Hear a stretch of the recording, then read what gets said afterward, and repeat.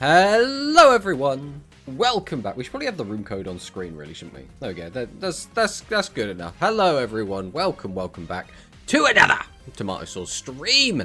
Today we're going to be doing a duel room, and if we don't get enough people for the duel room, or if no one wants to duel, we'll just jump on the ladder. The one thing we don't want to do is we really don't want to be specifically on GRF. And the reason I don't want to be on GRF is because we're going to have the daily quests to keep having to play GRF games. And it is so much quicker and easier to get those off of the NPCs. And correct me if I'm wrong, I don't remember this. Do the NPCs stop spawning after a while? Or is it like if you complete stage 1, they stop spawning? I remember they stop spawning at some point. And that's annoying. And especially if I have like a specifically like busy day or a busy couple of days, I don't want to have to sit there and queue into a game and then spend ages waiting for my opponent to like kill me, or me, you know, go through the hassle of having to kill them. So it's just easier to keep the NPCs up. That is the main reason we're not just doing GRF today. And because like stage 1 is basically free. Like, who cares about stage 1? Stage 1 is like easy, right? It's you can play like the worst deck in the game, half asleep, and still finish stage 1. Like, it's not a challenge. I think everyone kind of understands this at this point, right? I think they start spawning when the second stage starts. I'm not sure, though. They start spawning around 70. So, if I remember correctly, I think they stop spawning once you do cap for sure. I'm pretty sure that's the case. I think they used to stop... I don't know if they stopped spawning, but it used to be that you could get to 70 just using them. But I don't remember if they stopped spawning at 70, or if it's just like that's, you know, if you're just never doing PvP, that's just as high as you could get. It was something along those lines. But hello, guys. So first things first, I suppose, we'll just say hello to everyone in the chat, and then we'll kind of talk about, you know, what we're going to be doing today. So first things first, we have a human Portuguese dub fan and Pro Manicus, both with the Primero and First. Welcome on in, lads. Bro, the exact side time, it's crazy. We'll take it as a draw. Now your name is First, you win technically. I mean, that's the best way to look at it. We have Luis Fernando in the chat. Hello. I want to look at... it's not his fault UK players can't read. Real. We have Gunkin Zuship Shari in the chat. What's the code for the duel room? It is on the screen. It's there, 3171. Hello, PTRG. Should I join? I think they stop around 70 roughly. Yeah, you should join. Again, like I said, we're going to be playing some. We're not going to be jumping into it immediately because we're doing some yapping first, right? But if anyone else, if there's enough people in there. Again, it might just be that no one wants to duel. If no one wants to join the duel room, that's fine. We'll just go on ladder. It's not the end of the world, right? But if there is anyone, you know, feel free to duel against each other. You don't have to, like, wait for me. But hello, everyone. Tomato doesn't like playing Rush confirmed. I like playing Rush. The problem is, I don't like the FOMO aspect. And there's already plenty of FOMO in gacha games already. So already I feel like I want to be logging in. I want to be doing all the events. I want to be making sure we do all these doors. The worst thing in the world for me is when there's like a speed event going on. And I'm on like my spare Rush account that just has like nothing going on for speed. Like it is just the most dog shit speed account of all time. And then you go in and you just want your opponent to kill you. Because like it hasn't got the cards to build like self TK. And it hasn't got a good enough pool to be able to like confidently beat good decks. So the easiest way to get through the event in that situation is just to like enter duel, end turn, let your opponent kill you. And there are some players that either they play the most dog shit decks that they can't kill you in any kind of reasonable time frame.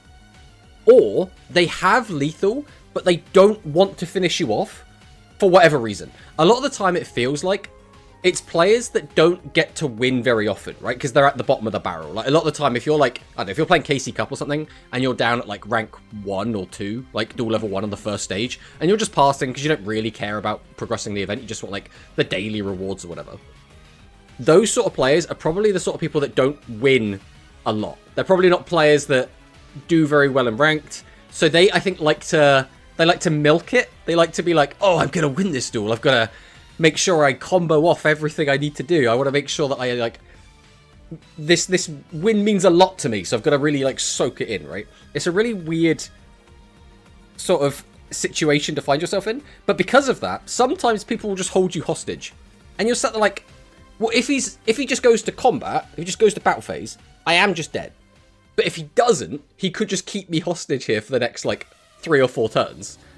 At which point, is it worth just surrendering and finding a new game? Like, it's this really weird, like, mental gymnastics you have to play of, like, can I just leave? That's why, like, having self-DK would be the obvious answer. But I don't have self-DK cards on that account, so it's awkward, but that's just a slight tangent.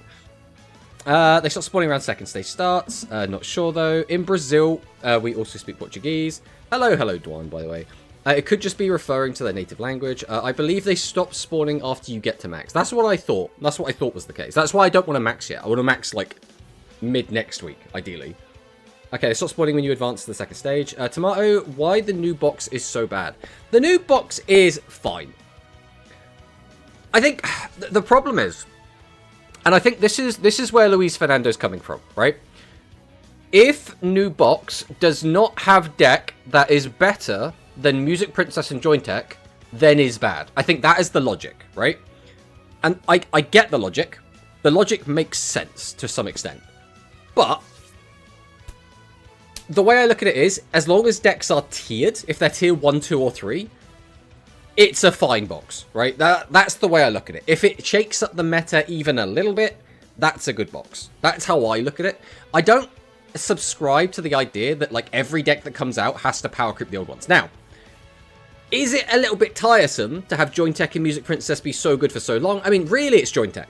Because Jointech was really good at the tail end of the last format, as in, like, the format before last. And then it was the best performing deck of the last format as well. So you could make the argument that it's been, like, roughly 7 weeks of being the best deck. And that can get a bit tiring. Music Princess, on the other hand, is still only, like, 4 weeks. So, like, it's still kind of fresh by comparison. So, like, I'm not too bothered by that. But again, I do understand we're getting fed up with those decks. It's not great, right? Hello, by the way, Draco Kid. Welcome on in. I believe they start spawning after you get to max. Yeah, we already read that one. Only 3 of us in there at the moment. I mean, again, that's fine. Like, if we don't get lots of people, that's fine. If not, I can just duel against the same people over and over if people want to. What I really want to do is test the deck against as many things as I can, right? So ideally, I'd play against, like, all the new decks. We'd play against Jointech. We'd play against Music Princess. We'd play against Casters. Now, Casters probably the least interesting because I could just probably find one of those on ladder quite easily. But, you know, we just want to play against a variety of decks. That's what we're aiming to do. However we get to that, it doesn't really matter. Are they afraid of Kiteroid into Dark Hole into combat? I mean, they could be, but, like, people at the bottom of the barrel, I'm not even sure if they know Kiteroid exists. So it's like, it's a bit of a weird one. You might have Kiteroid. You should always play around Kiteroid. But, at the same time, like, the worst thing for me is when you go against someone, and what they'll do is they'll go, like, set 3 back row, or set 2 back row, and then, like, set a monster in defense, and then you realize the deck they're playing is, like, mimicking Manny a bug Stallburn.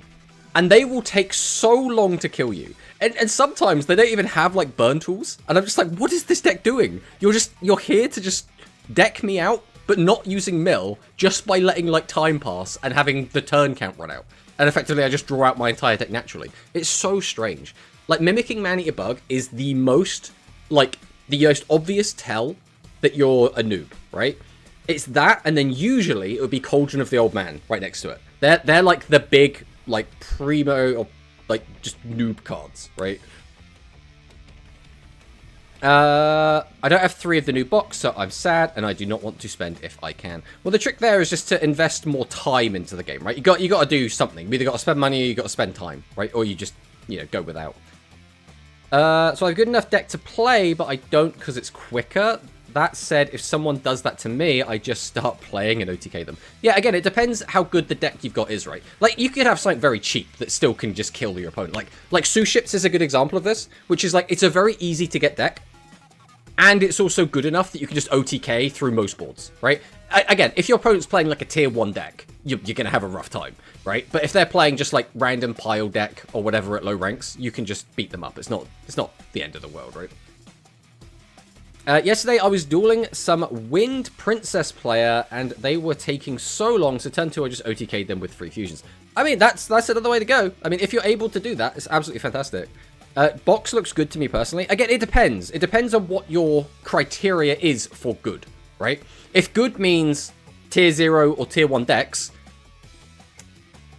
yeah, it's still early days, but it's not looking like these are going to be the best decks in the world, right?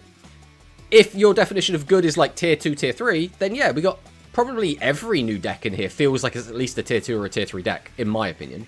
But we'll see, we'll see. My opponent immediately surrendered when I started my COG duel. Never had that happen before. I've done that a few times to other people. I've just been like, if you're on your COG rank up, you could just have it, right? Because a lot of the time, it can be kind of stressful. Like, for me, it's at the point where I just stumble into COG every month, so, like, it's not a big deal. But for some people, getting that 5th win is, like, I don't know, it's, like, really anxiety-inducing. And I do get that a lot. Like, people do message me and talk to me about that sort of thing, or I get comments on the YouTube talking about that sort of thing. And I get it. But, like, I don't know, it's one of those, if you just play Rush enough, if you just, like, enjoy the game and just play it a bunch, you'll get to COG just naturally. So it's not, like, a big deal, right? I'm going to use it to test different builds, deck/builds for Quantum later. Ooh, I assume we're getting a Quantum today. I don't see a reason why we wouldn't, right? Manicist, are you going to play Aqua? If so, play something else to help Tomato test more decks. I mean, playing against Aqua is still going to be good, though. I still want to play against Aqua for sure. I'm using meme shit right now, so I'm going to be a bad test. I mean, that's fine. We'll get at least a couple of games going, right? Imagine your deck not having an out to a monster that can't be destroyed by battle. Well, again, the whole point is I want to pass the turn, right? The whole point of this this conversation that we were having was I want to do nothing, end my turn, and then get OTK'd. That is my preferred way to go about it. If my opponent sets a Mimicking Man-Eater Bug, when I've got nothing on the board, I'm completely open, come at me, bro. And they start stalling. I'm like, this is the one thing I did not want you to do, right? You could have killed me, and I would have been so happy, and yet instead, we're now staring at each other. Bro, hello, Sora Mia, welcome on in. This game is so slow because of the low flow of content, and none of the new decks seem strong enough to be relevant in the meta. After a week, we'll all be back to the old meta. So, right, there's a lot to break down there. So, the game is slow. What does that mean? Right? Because in terms of, like, a pacing, in terms of actual gameplay, the games are very quick, right? We're very rarely getting into these, like, stally matchups. The games generally go quite quick. We're OTKing each other quite a lot. If we're talking about the cadence of release, we're still getting content once a month. It's just some of those months are very light on content, and some of them, like this month, are a bit heavier on content. So, like, I don't think it's going that bad. I think there's a lot of dooming going on. There's a lot of people that just, like, they feel bad about the game, and therefore it has to be the game's fault, right? When, I don't know, like, I could be biased, because, again, I really like Rush. You know, I'd be playing Rush even if the meta was complete and utter dog shit. So, you know, take my opinion with a pinch of salt, but I think the game is fine, right? In terms of a competitive environment going into a GRF, do I think the new box is going to have a huge impact? I think it's going to have an impact. I don't think it's going to be a huge impact. I would be surprised if the top 100 was not mostly Music Princess and Joint Tech. Now, other stuff could creep in.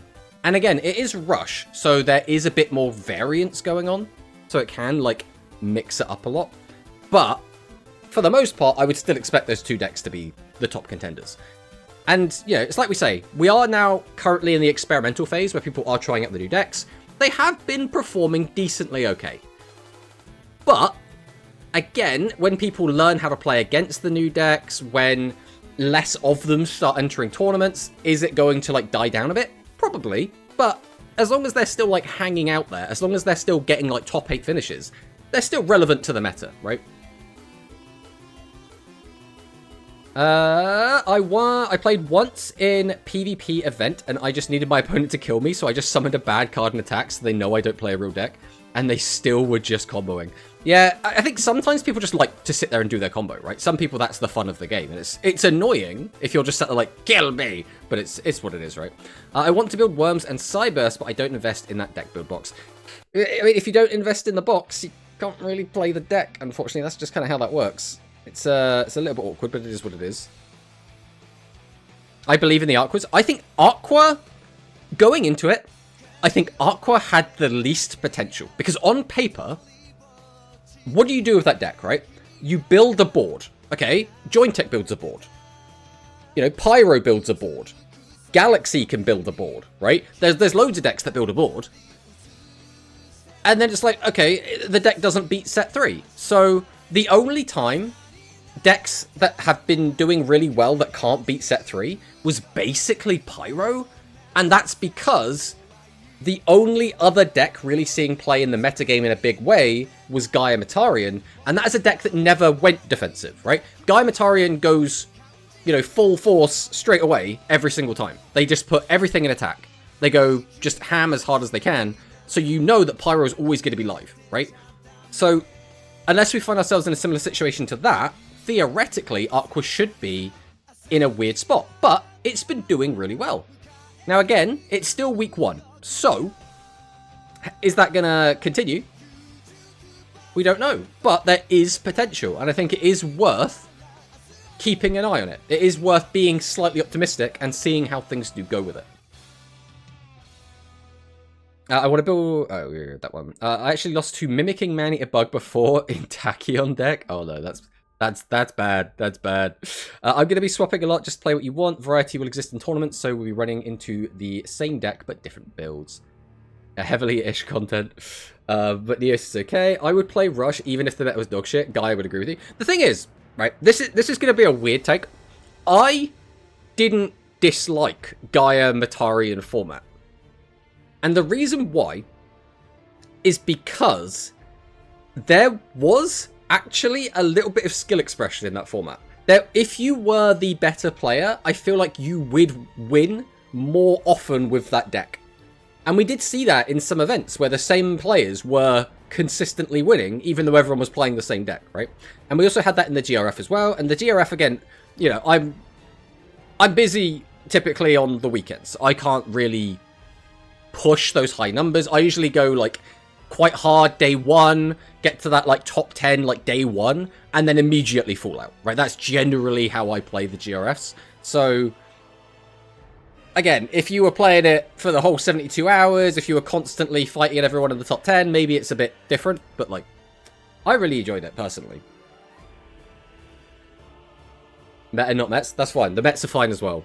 I like choosing Wormcasters on the Nintendo Switch. I see. Embrace this box. This is the only thing we will have in 5 months. Now, we'll be getting a new product next month. The one... Actually... Yeah, we do get a January box this year, I believe. So I think we should still get something next month.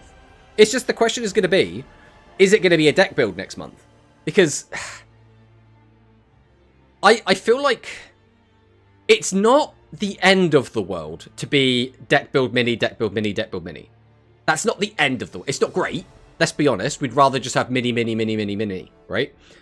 But the worst thing is if we get deck build, because that feels awful. Like, that's just actually awful. Like, it's so... You can kind of cope on the fact that, oh, we got a real box, and then we got a little box, that's fine, and then a real box. But when it's like deck build, you're getting so few cards. You're getting so few skills. The meta is being changed in such a mediocre way.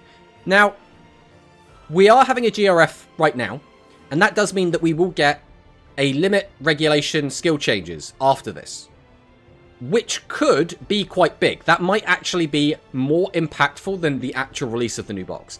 If Music Princess and Jointech do get hit in a substantial way, the new decks could just become the new best decks, right? That could just happen. I think some of them are good enough that they can perform in this current meta. Well, if those two decks got nerfed, I think they can do well enough to become tier 1, right?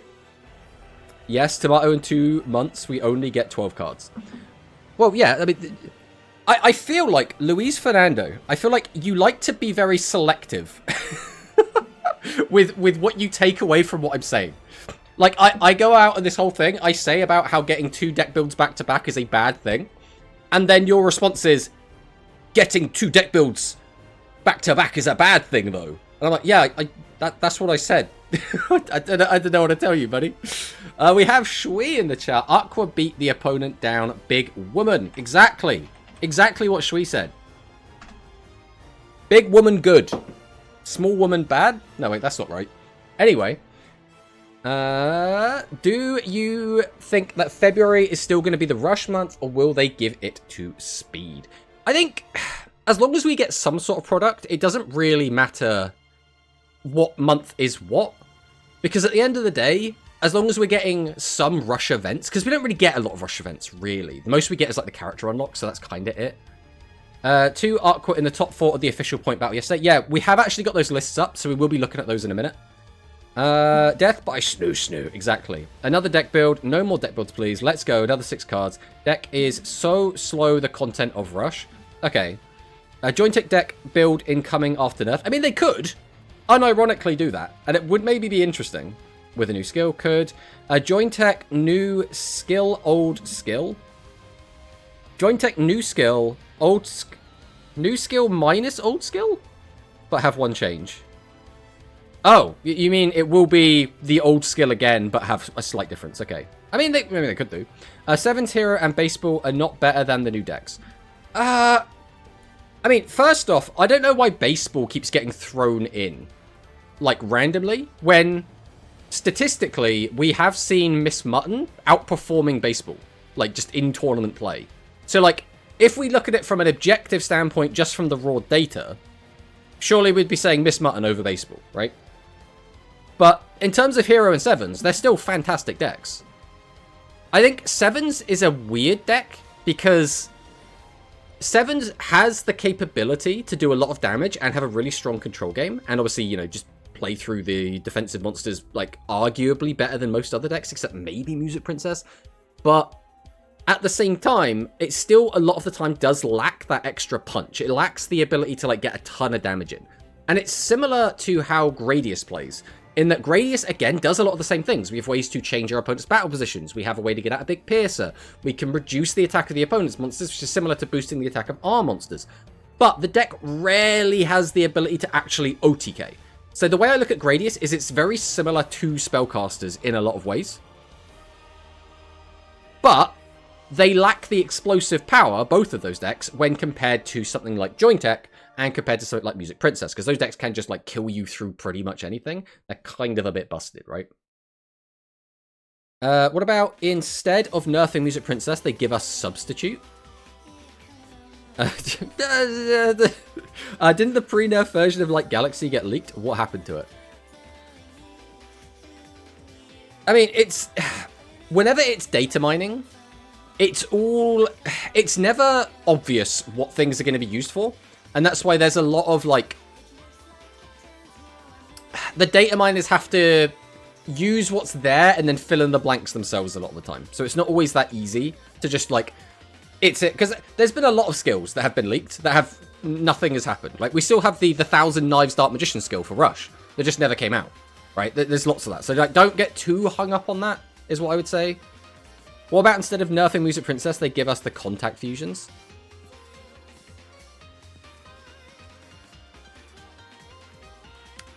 I think Music Princess needs a nerf. Right, so the options were nerf Music Princess or power creep Music Princess. I don't think it would be healthy for Music Princess to be meta for over 2 months. Now, again, we're still only in the first month of them being meta. We've kind of just entered the second month. So it's not too bad that they're good right now. In 2 weeks, we will finish up the GRF, and then 2 weeks after that, theoretically, the changes will go live, and then that would be the perfect time for them to either get power crept or get nerfed, right? So no matter what they decide to do, it should happen, right? We don't really want Music Princess to just be, like, really, really strong forever. That's not going to be good for anyone. Don't underestimate Baseball. It won an Anal point battle yesterday. It's one of those things, again, though, where point battles are not super indicative of how tournament play is going to go, right? Point battles, you don't get to play a ton of games just because it's limited to, like, an hour, 2 hours, an hour and a half, whatever the point battle is set to. And if you're playing a deck that takes longer to finish games, you will naturally get less points, right? Which is why a lot of the time people will say, just play something that wins games very quickly. And ideally, something that doesn't require too much brain power, right? Take the most glue deck that can win the game the quickest, which right now I would say is probably, like, Jointech. But it's one of those, I think point battles are useful to get information. They're fantastic for testing. But I don't like to put all of my stock into their results, right? I think they are very interesting as like a case study, and they should be used to give you an informed opinion about certain decks, about certain ways that decks are built, as well as like meticals. And I think all of those things are really valuable, but I'm not going to sit here and be like, you know, oh, X deck won 3 point battles in a row, therefore it must be the best deck, right? Because I just don't put too much stock in point battles personally. Sevens is the only deck who is good going second in this game. I don't think that's true anymore. Right now in this current meta, I think I would rather go second with Music Princess a lot of the time. Do you have... Nah. I don't think it really matters for Music Princess. You can kind of do whatever. Music Princess is just that good. The same with Baseball, really. Not Baseball. Joint Tech. I think I would almost always rather go second with Gradius. I'm trying to think what other decks. Because the biggest issue we have is right now, a turn 1, like, setup turn for most decks is basically just set some trap cards. So there's not a lot going on. So it can get a bit awkward. But now we do have a lot of decks that can punish your opponent for going defensive on turn 1, because you can't really do anything else. So it comes down to, like, Sevens Road can do a lot of damage through set 3, because you can go into Charmy, you can go into Sevens Road Magician, you could boost, flip something up, attack over something else, we get a load of piercing damage in, we attack over the attack position monster, get a load more damage in, hunky-dory, right? But the only reason that is considered, like, really strong is because we could just get in a load of damage through sets, right? So if you're playing any deck that can get damage in through sets, which, like we say, Music Princess can do that. Anything playing Curse, you know, going second is going to be in a pretty good position, right? So it's going to be very meta-dependent on whether you want to be going first or second. In this current meta, I am actually leaning towards going second being better, but, you know, maybe that's a hot take.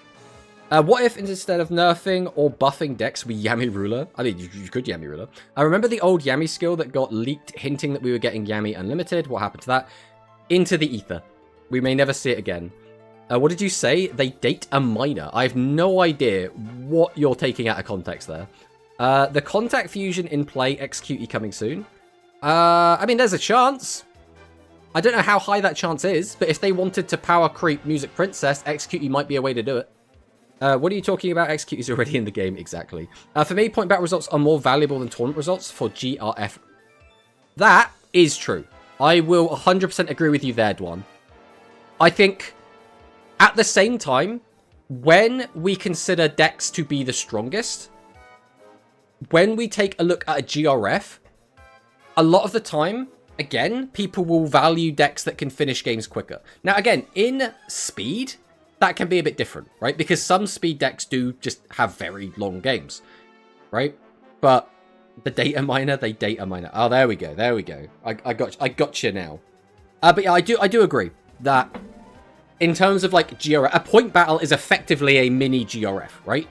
The main differences between them is one is a lot more long form, and theoretically, you'll be able to understand like the bracket that you're in, and then be able to tailor your deck to better cope with the current bracket, right? So if you're in top 100, theoretically, you should be playing against everyone else who's in top 100, and then you can use everyone else's deck building preferences and the type of decks they're using, and you can tailor your deck to beat those decks.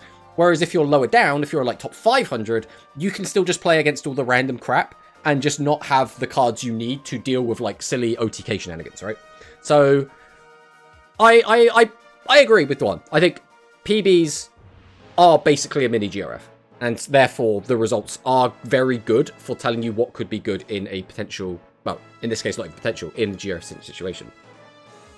They data what? Sounds like something I would say. We have Rarity Fangirl in the chat. Hello, hello, Rarity. I'm surprised that a lot of the, like, especially a lot of the American and South Americans are actually up at this time. Because I think it should be, what, like, is it like 8 a.m., roughly, over in America and in South America? Hey, Tomato, you mentioned yesterday Aqua was doing fine in Japan. Are there deck lists or videos anywhere? Yeah, we can go and have a look at those now, actually, since we are just kind of faffing about right now. So we'll jump over here. So let's take a look at... Right, we'll look at this in a sec. Right, so this was the official point battle, right?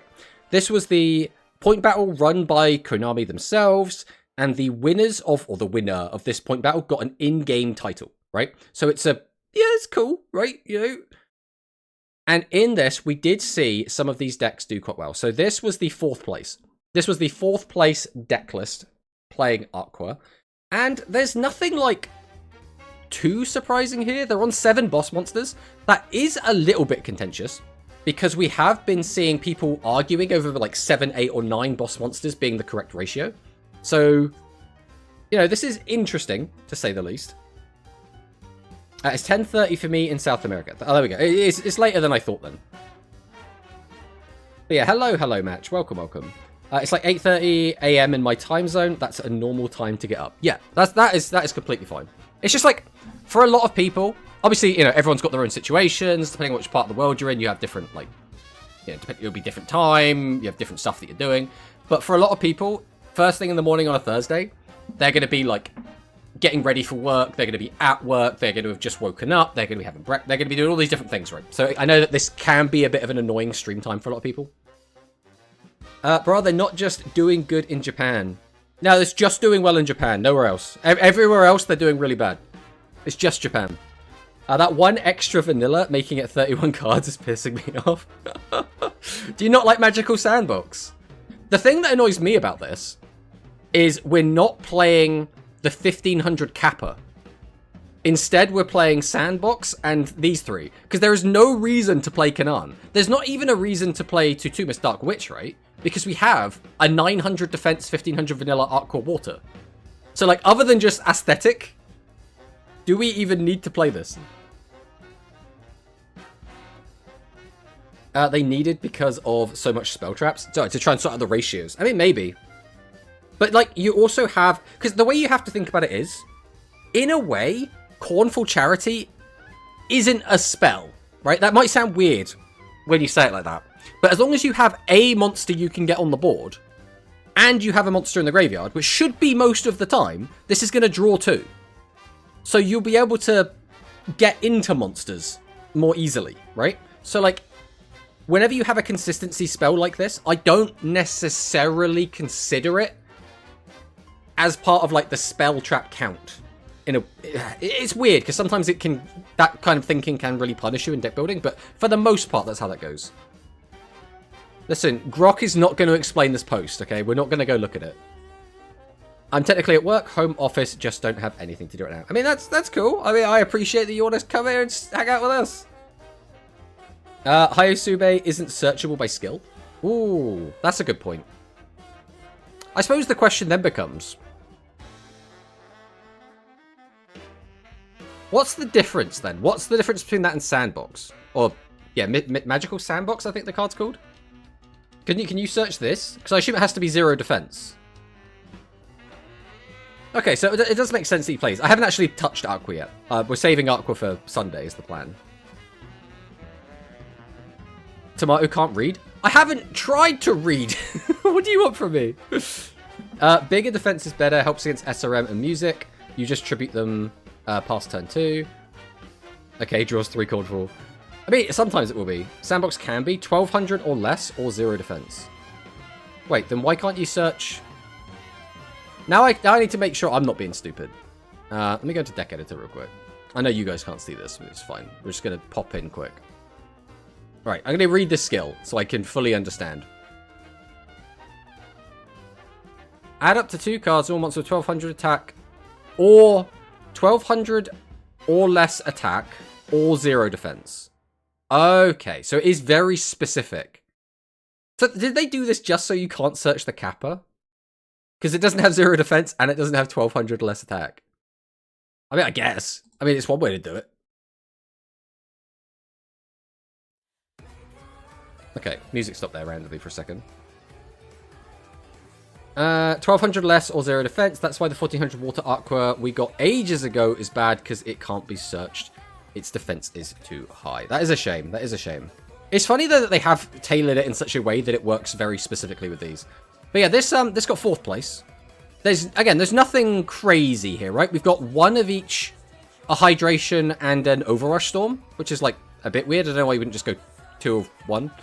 We've got a lot of the trap cards, but on top of this, we also have, where is it? The 2nd place list. So this is the list that got 2nd place. Obviously, this is not as easy to see. There we go, that makes it a little bit better. So, we are playing 8 bosses this time, instead of 7. This time we're playing even more search targets, because we're playing 3 sandbox. We are barely playing any trap cards. That is the big difference here, I suppose. We're not playing the Compulse, and we are playing the triple Overrush. So this looks like a more well-rounded a more well-rounded deck, right? The ratios do look a bit cleaner here. The crazy thing is they have no way to beat a big monster in either deck. I mean, it depends what we mean by big monster, right? Like, if you slam down a, like, 5-God Dragon, that's going to be a bit tricky. I mean, I suppose you got the Abyss Soldier, right? Abyss Soldier will sort it out. They have 3500 beta and Curse, though.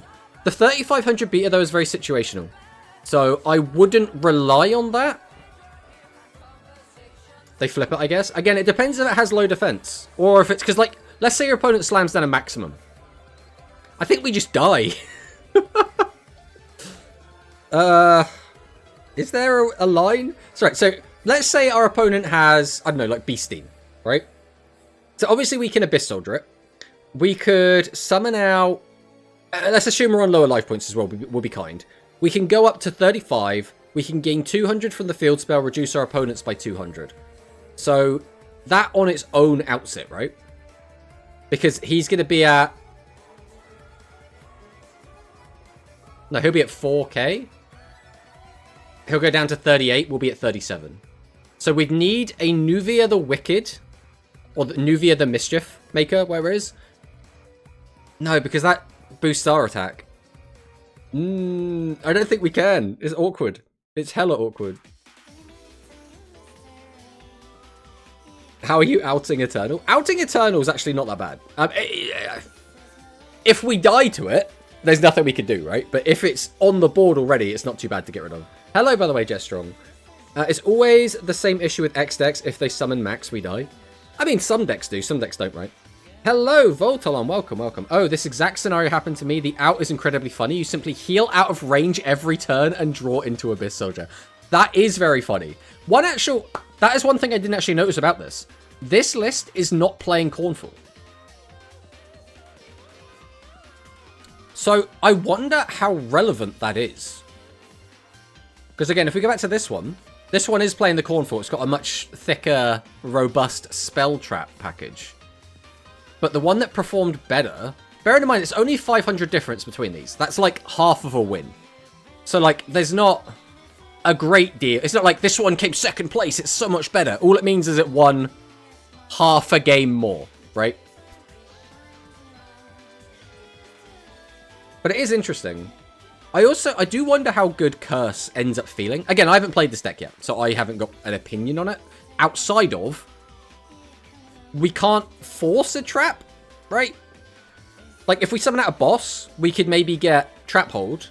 If we summon out, like, a second boss, maybe they would then hit us with a Shady? Or, I mean, again, assuming they're on it, they could also use Riding. Then we could get the double draw, but at that point, we've either got 2 weakened monsters, or we got 2 face-down monsters. Which puts us in a bit of a weird predicament. But then that's more of an argument to run more boss monsters over less, right? Curse is good for helping play after Shady to draw into another boss and keep playing. I think that's my primary concern, is what if your opponent just doesn't Shady? Because, like... I guess you still just would Shady, right? If your opponent summons out 2 bosses, I think you just always Shady it. There's no reason not to, outside of playing around exactly Curse.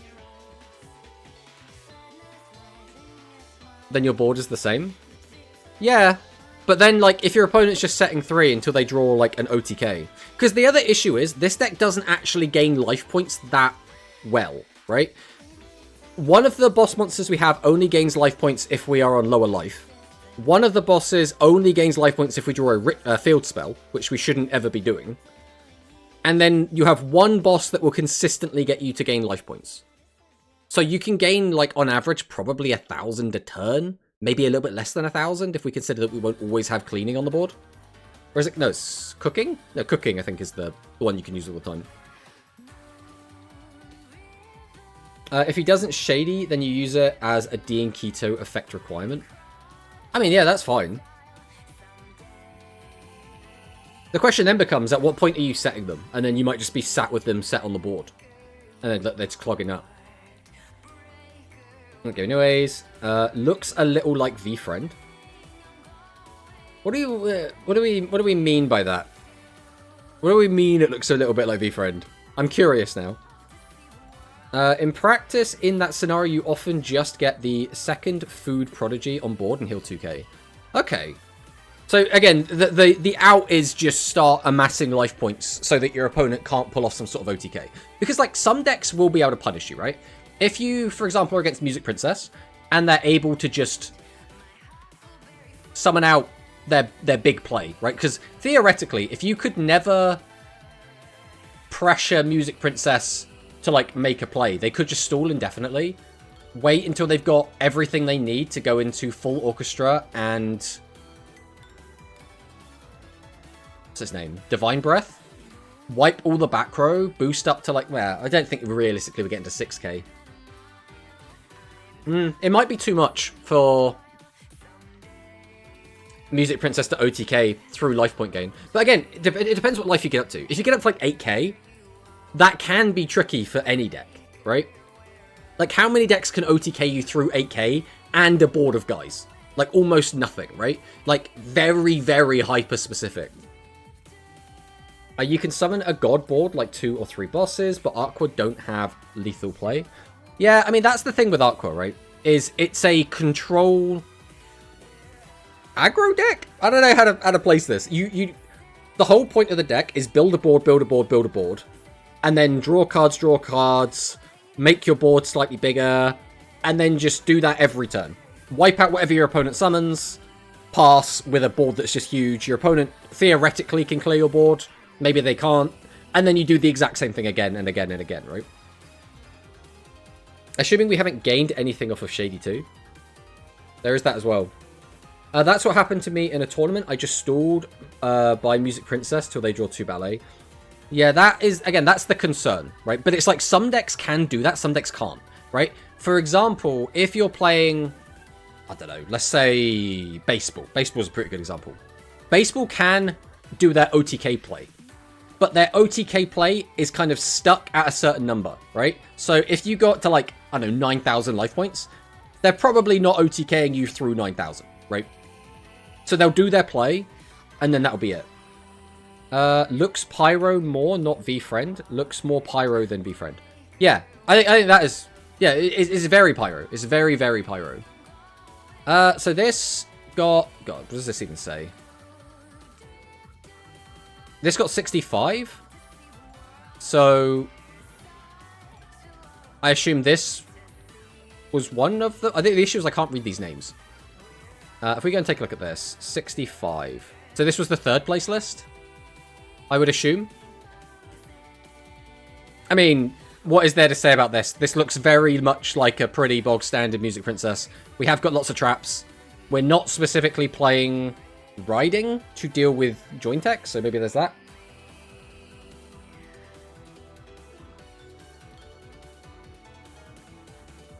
I mean, we could take a look at 9th.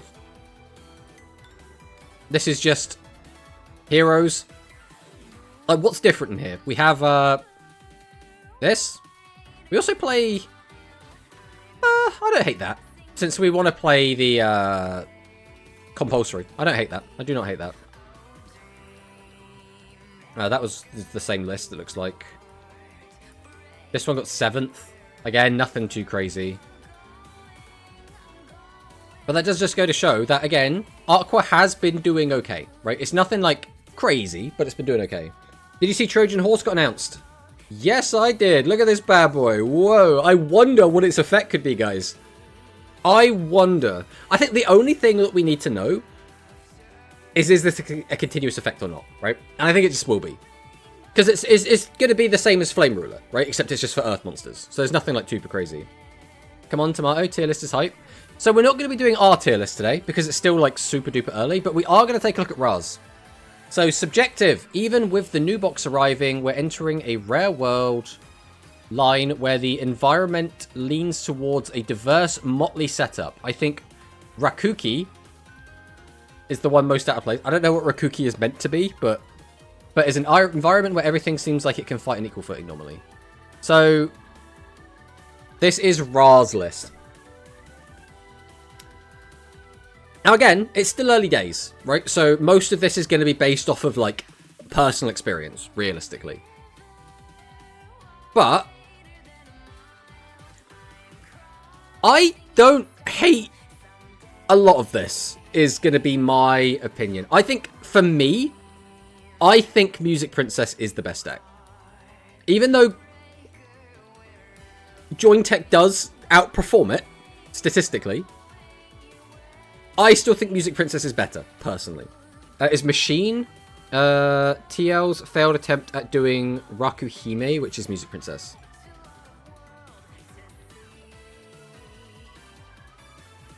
Okay.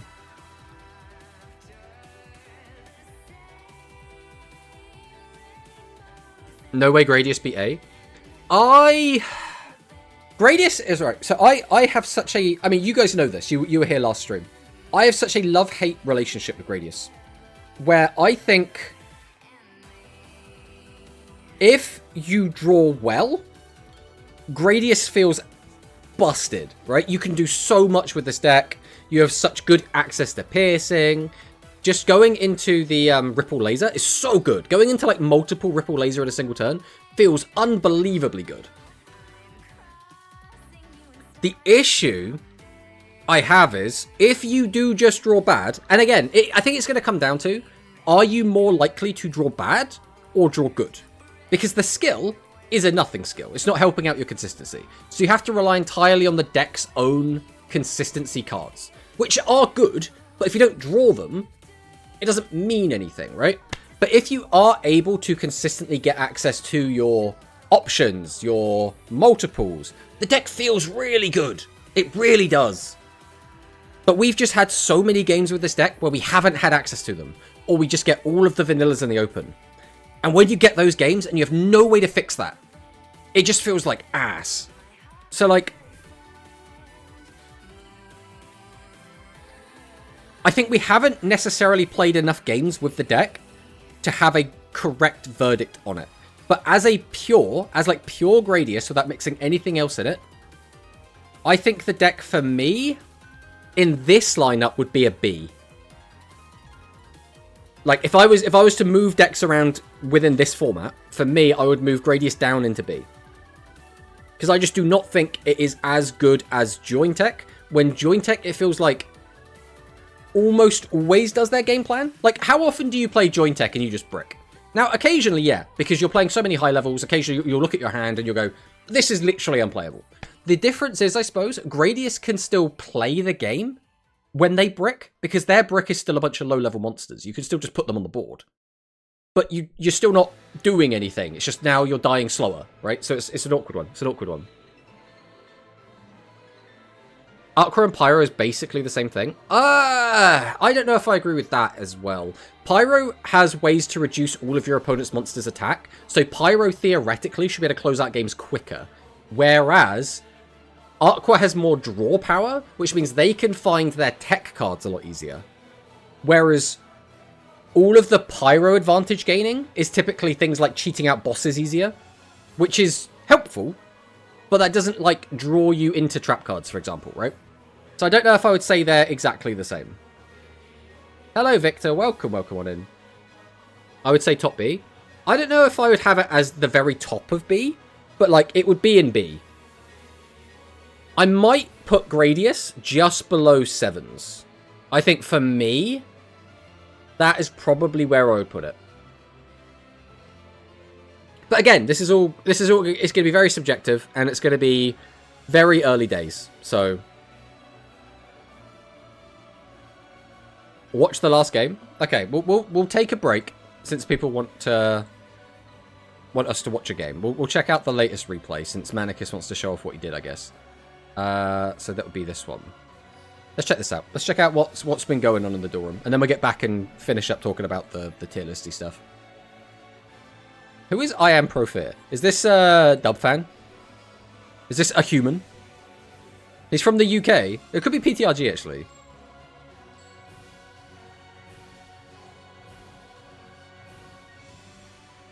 Honestly, good example of the deck. Right, let's take a look. Let's take a look.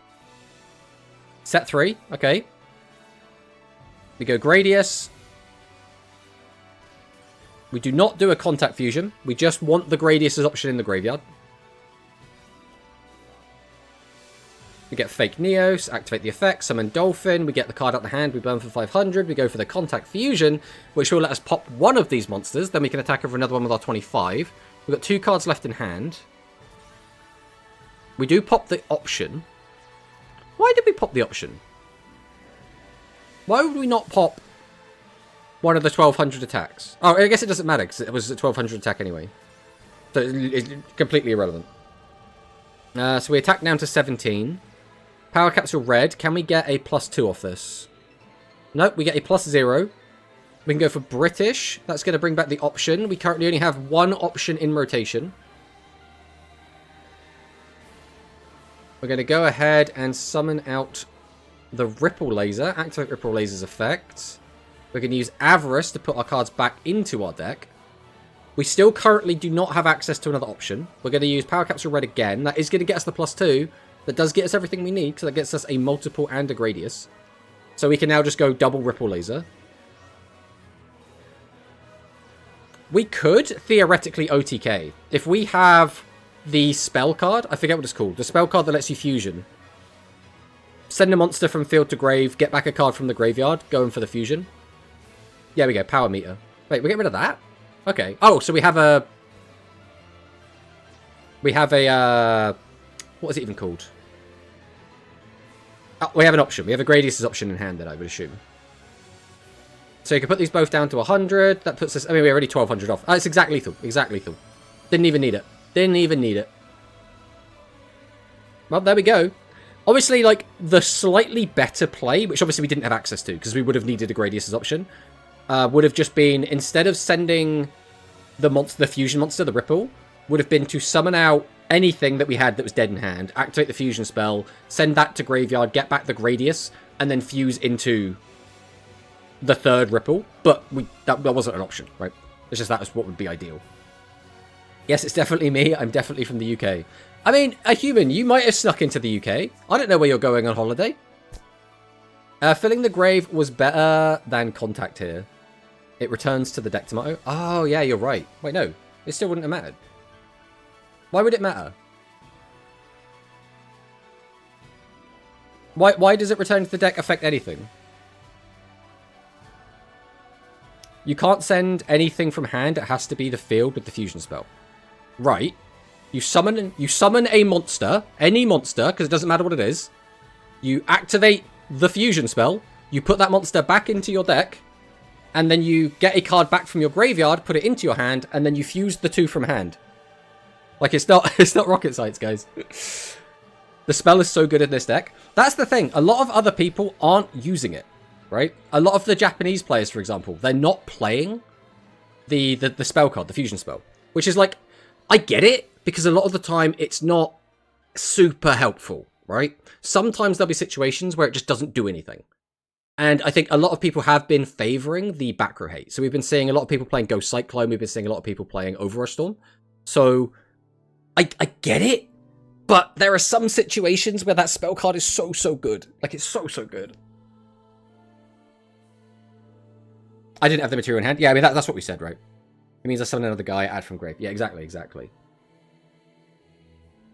From you, it sounded like you meant only from hand. Only from hand directly. Well, it's just, if you know how the fusion spell works, it should be pretty obvious. But yeah, overall, like, what is out of place here? What is, like, completely wrong? Like, I would say these two are probably on the same tier. Although I do think Music Princess is better, in my opinion, I think I would still bump Join Tech up. I'd bump this down. These two are fine. Like, E-Hero is a bit of a weird one. I don't know how much the changes, like the new extra deck slot, and like we've seen a couple of different lists now that are just adding in one copy of Hero's Descent. And Hero's Descent is good, but I don't know how much one copy of it is really affecting how the deck is performing. I don't know. It's a weird one. Obviously, we saw it win a tournament, so, like, there's that. But at the same time, it was the very first tournament, so I don't know how much stock we should even put in that. Metarian is another weird one. Because, again, it has gotten a buff from having the extra deck slot. Joint Tech and Music is a power versus consistency thing. Yeah, but that's why I would have them in the same tier. Because they're like two sides of the same coin, is the way I look at it. I still... Aqua is still a bit of a weird one. I think I like Aqua. I open this in a new tab to make this... Let's do this. Make it look a little bit better. I think Aqua has a lot of potential. But again, without playing it myself, I don't really have that, like... I don't have a strong opinion on it, because I haven't tested it yet. Maybe the interesting thing here is that NEOS is down here. Like, do we honestly think these three decks are in the same tier? Are we honestly saying Baseball, V-Friend, and NEOS are all in the same tier? I think that stands out as being a bit weird to me. Both equal different reasons. Hello, Zaki boys. I don't see Miss Mutton L tier. This is something we've seen a lot as well, actually. The Japanese players don't value Miss Mutton at all. That is just basically a Western thing. They just don't consider that a real deck. The other one I think is a bit weird is I actually think this Yami Ruler deck should be higher up. I don't think it should be down in D. Like, when it has such a powerful matchup into the two top decks, I think it should be just a little bit higher. High Tech, I think, is okay from what I've played. The issue with High Tech is, and I think this is always going to be the issue, if it gets hit with a trap, it feels like the worst deck in the game. Because I feel like you spin down into this like big OTK play, and then if it gets stopped, you don't really have anything else. So it comes down to, like, do you go first versus do you go second? Do you open back row hate? Does your back row hate hit your opponent's traps? Did your opponent open traps? Like, there are so many situations where the deck can just fall apart. But if that doesn't happen, it's fine. Gunkin Suship Shari just subscribed with Prime. Thank you, Gunkin Suship Shari. Let's get the TTS. Gunkin Suship Shari just subscribed with Prime. The linchpin of the band. She commands her characterful comrades with deft motions of her rod. Say anything about her glasses and she'll stir up a storm. Who is that? Whose line is that from? Is that like... It's got to be the vanilla, right? So Kitar Kid? Does Kitar Kid wear glasses? I have no idea. Hero Downfall needs to be studied. Yeah, it's a weird one. It was one of the best decks for so long, and then it just didn't kind of go anywhere. I gotta go because my phone is almost out of battery. Thanks for stopping by, Victor. Miss Mutton isn't a deck until Maximum come, which make it a real deck. The thing is, Miss Mutton has won a couple tournaments, and it's taken second place in a bunch more tournaments. So I think it is a real deck. It's a real deck. Oh no, not a hype train.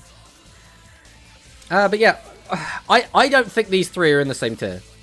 For me, this goes down for sure. I don't think you can see that at the moment. There we go. I think V-Friend goes down. I don't think there's any reason for V-Friend to be this high up. I think Baseball. Ooh, what do we do with this? I like Baseball in this tier. I think I move High Tech down into C. Like, not because it's bad, but because, like, at this point, we wouldn't have an A tier. Like, we're getting rid of A tier. This is going up, right? So this becomes the new tier A, which would be this, all of these, plus Gradius. But then again, do I think Gradius is better than NEOS? Maybe. I don't know. It's a tricky one. It's a tricky one. I don't care she's a real deck or not. She's real to me. I mean, yeah, we even have the emote. And Zaki Boys is a subscriber, I think, so he has all of them. I don't remember if Badum is a free emote or not. Yo guys, how are we liking the new decks? Hello, Hidden Bar Guy. The new decks are cool. I like them so far. Okay, we're going to play some NEOS in a minute. That is going to be the plan. Is there anything else you want to talk about, or can we just jump into games? We've kind of gone over everything now, right? I guess we'll take a quick look at this. So these are the tournament results that we've got so far. So obviously, again, first week of new box, so take results with a pinch of salt. E-Hero won the first tournament. This was a little bit of a shocker. I don't think most people thought E-Hero was going to be able to win. And then Jointech won, and nobody was surprised. So NEOS getting second place in both was pretty cool. We did see Aqua finally take a top 4 spot, and then we also saw Red Boot. But there is obviously going to be some caveats. So for example, Red Boot did make top 4, but in top 8, it played against a really mean deck called Gaia Heaven, and it was piloted by a completely useless duelist. So he got basically a free win, because this deck wasn't playing any of the trap cards that you need to stop Red Boot. So it was kind of a free win getting them that far, right? Aqua, I think we're going to start to see Aqua getting top 8s and top 4s a little bit more. But I am curious to see if this is going to continue like today, for example, in the Quantum Rush. Then we have NEOS. NEOS, I think so far, is looking quite consistent. 2 in the top 4. 2 in the top 8. It's looking good so far. Gradius, on the other hand, is a bit of a weird one. We had 3 Gradius players make top 8 in the very first tournament, and then in the next tournament, the RDL Weekly 47, we only had 1 Gradius player total. So if there's only 1 Gradius player, that's not a great sample size, right? We see you, Chupataro. I'm not sub. Well, you know how to fix that. Like Galaxy Tier D. Yeah, it's, I mean, obviously it's not our list. I don't know where I think Like Galaxy's. Like Galaxy's probably... I think all of these decks are probably better than this. But again, it depends if we're...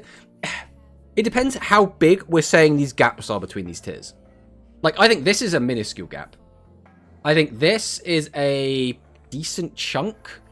And then there should be, like, a decent chunk here. And then, like, this is, like, next to nothing. Like, the friend should probably be down here. These two should probably go up. I don't know about Tearfing. Tearfing's a weird one. But if we go and take a look at our top 4 points at the moment, to the surprise of no one, Jointech is up here. NEOS is also hanging in there. It's doing well. We got Elemental Hero that did win. We then have Seven's Road, Aqua, and Red Boot. The weird thing is that there is no Music Princess here. And if we take a look at top 8 points, still no Music Princess. Music Princess in the last 2 tournaments has not even gotten to top 8, which is kind of nuts. Because, like, you could make the argument, oh, people don't want to play Music Princess right now because they'd rather be playing the new decks. Okay, so what's Jointech doing here? Right? It's a weird one. Like, logically, if Jointech is making it up here, Music Princess should also be making it up here. So... But at the moment, this is looking like a real nice pie chart. If we can keep these sort of ratios, this is going to make me a very happy tomato. I hope they unlimit my boy Yami Ruler in the next ban list. I don't know how likely that's going to be, you know. Hello, Gossamigo, and hello, Lost Memory as well. Welcome, welcome. All right. With that all done, let's jump in and play some games. So a human is currently playing against Manicust. It looks like they're playing the Aqua / Gradius matchup. It looks like there's no one waiting for a game at the moment. We don't have a lot of people in here. So what we'll do is we will go ahead and... I mean, we don't think we need to spectate that. We'll watch the first game of Human versus Manicust. Then we'll see about queuing up for a game. And if anyone's around, we'll play them. If not, we'll just jump on the ladder.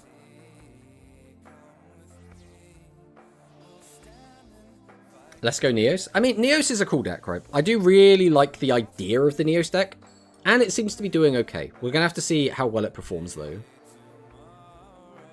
Yes, you should watch that. I'm assuming you win, then. Alright, set 4. Activate Power Capsule Red.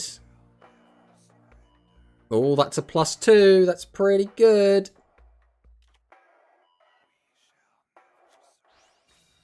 Activate another Power Capsule Red. Are we going to get another +2? Just the +1, but getting the option is fantastic. We obviously need as many options as we can get. We'll summon out Vanilla Gradius, summon out the option, activate option to mill a card into the graveyard. We do get another into the graveyard, and we had multiple. That was insane, by the way. So, we got the one option. We just pause this. We got the one option off of the red, right? Power Capsule Red got us 1. Then, we just milled 2 more option. That is kind of insane luck. Because that means we already had a multiple in hand, so we were able to just go into Vic Viper full custom. So that is already pretty insane, right? The luck. On top of, we've just milled 2 more into Grave, which means we are ready for, like, the most busted turn 1 of all time.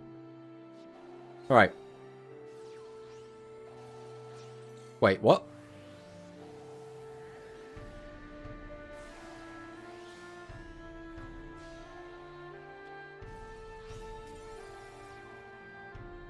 Ah, did we accidentally click that instead of a card from the field? I see. Alright, we got Penguin here. We'll check this out. I thought I had to another Gradius, so I threw. Yeah, I mean, it's fine. We'll make those mistakes. Although, that looked so crazy. Like, that was the most, like, bonkers, like, setup. And unfortunately, it didn't go anywhere. I thought I had the one to Reborn. They summon custom and was popping off so hard. Yeah, if you were able to get out, like, if you had a Lord British in hand in that position, you go British, bring back multiple effect, flip something up, go into Ripple, reduce the attack of the monster flipped up, then you just attack over the attack position with Ripple that's now weakened, and you attack with a 3200 Pierce, which is like, that is like the best turn 2 you can have. Guys, I'm not liking this hand very much.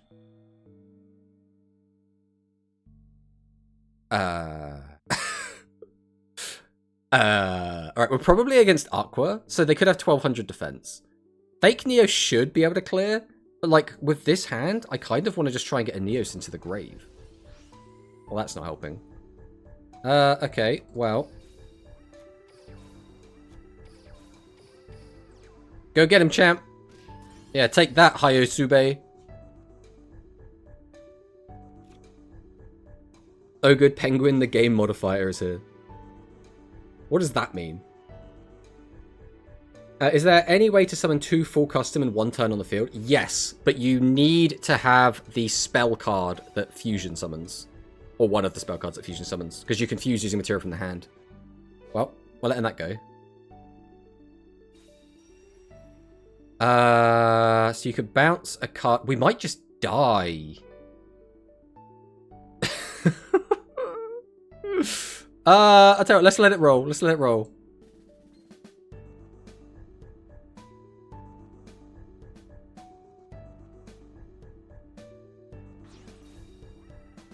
Okay, Food Prodigy comes down.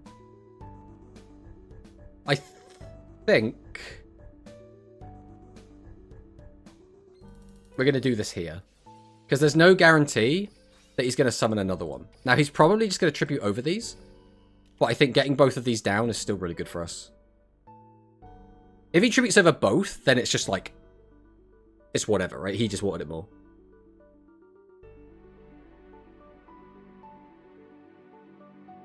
He openly admitted to modifying his game, but said it's fine, I won't mess with online PvP. I think that's, like, okay to an extent, right? At what point is it, like, data mining? At what point is it, like, doing the weird shit that Badge does to, like, overflow stuff and whatever? Okay, so we did have 2 more bosses in hand. I mean, this still could have been a lot worse. Like, if we... Like, theoretically, we could have been in a better spot, but...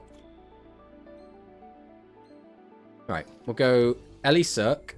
I don't know, we'll reveal this. We'll send this. We'll draw some cards.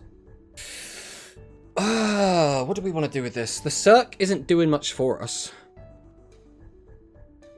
We're going to be setting 2 other cards anyway. This isn't doing anything for us either, though. I think we're okay to get rid of the Cirque here. Although we are about to draw a bunch of cards.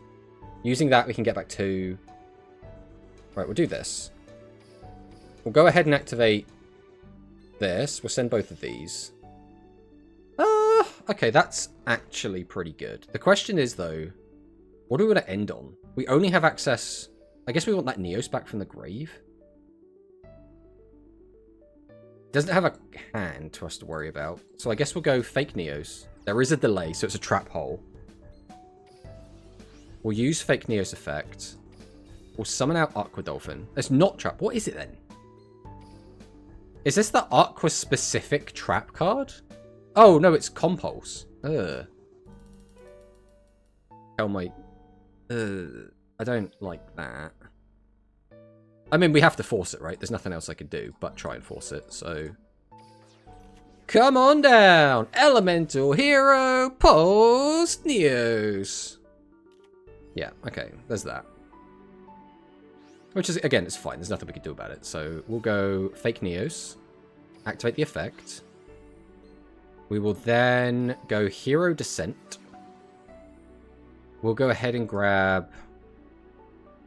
I could just grab 2, right? Is there any reason not to? It's more damage.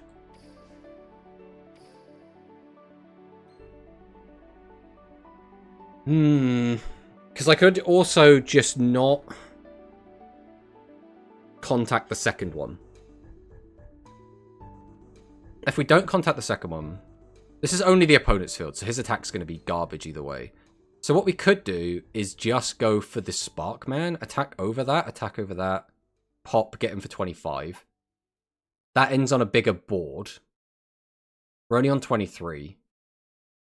If we do the double fusion, we wouldn't have all the cards we'd want anyway. I think we're okay to get this out.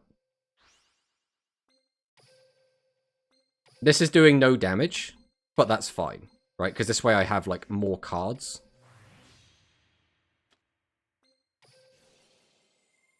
So we'll get rid of this. We'll go order. Bring this back. We're going to set both. Swing over this. Let me swing over this. Okay. So we sacrifice getting more damage in exchange for having a Sparkman in defense. That is like the trade-off is. Defense? It has to be in defense.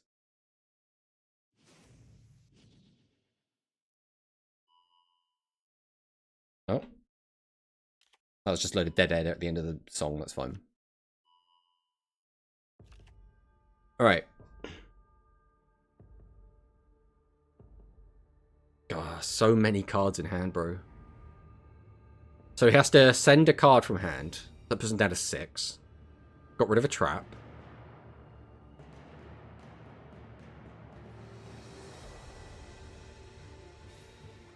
Summons out 2/2. That's fine. Cornful. Has purposely not gotten the spell card yet. Obviously, just a Mischievous gets it.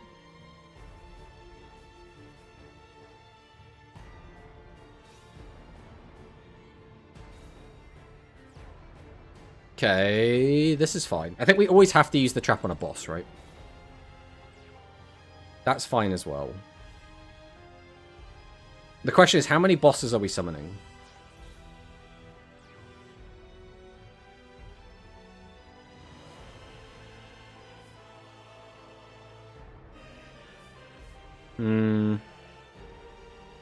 This doesn't matter. I don't mind this. If it's just the one boss, that's fine.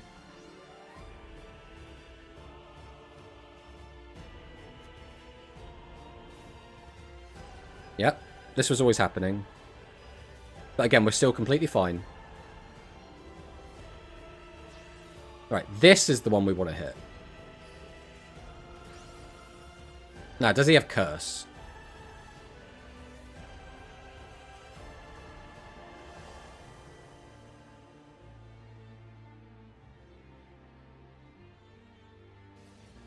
Activates to gain 1,000. And then you can clear the fusion. Which is fine. That's completely fine. The issue is our life points are getting a little bit low. And that's not ideal. Other than that, we're in a pretty good spot. Do we still only have one NEOS in rotation? We do. We have 2 NEOS still in the deck. Which is a little bit yikes. We can't get that back either. We use that to do that. Alright, we're going to go ahead and use the skill. We'll dump this. That is pretty good. So now we'll go Hero Descent. This will let me get back you. What are we getting back with the second one? I could just get 2 more. Pop both. Go in for... It won't be 5,000. It'll be... close-ish. We won't have a guy in the graveyard. We just win. We would win if this was live. If we could use Secret Order, we would just win. But we can't use Secret Order.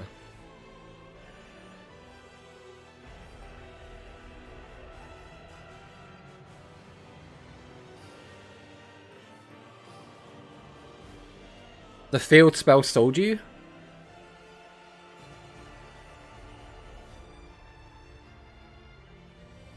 We have no way to get another card, do we? Fake Neos, pray you mill Neos. I think that is actually the best line we have. Legit, I think that is the line. Okay, we're going to go into both of these.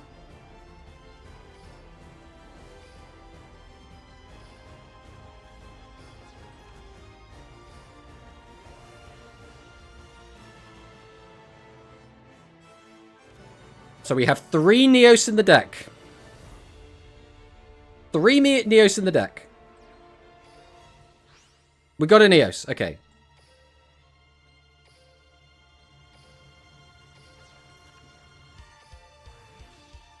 Okay, we do this. We do this. We activate your effect. We get rid of this.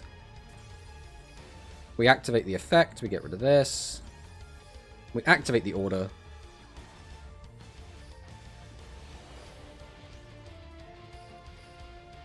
We go 1, we go 2, we go 3. Alright, we got there. We got there. It's a little bit sad that we had to rely on a mill at the end, but at the same time, we should have had more... Like, we got a little bit unlucky to not get another Neos in the graveyard in all that time. But it is what it is. That's going to happen, right? That's something we just have to deal with. Music timing. More like bad maths, lazy because we're not in an event. Yeah, I mean, I barely do maths correctly when I'm not in a tournament. Especially when I'm streaming. When I'm streaming, it's even worse. Where opponents field. Just Pulse Neos doing Pulse Neos things.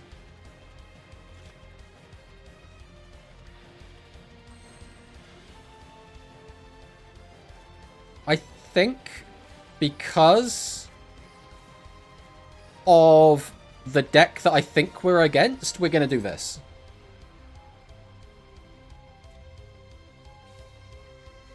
Ah, that's a little bit annoying. That's very annoying, because that's the absolute best trap card possible to deal with Royal Rebels. Oh, come on, bro. I hate getting double Ghost Cyclone. He's got a +1 and a double Ghost Cyclone. This is as good as it gets, right? So if Rebels can't win after having, like, the best possible start, then I don't know what to tell you. So we should be in a losing position here. Let's see what happens. And he gets to pop the last back row as well. That was both of our legends gone now.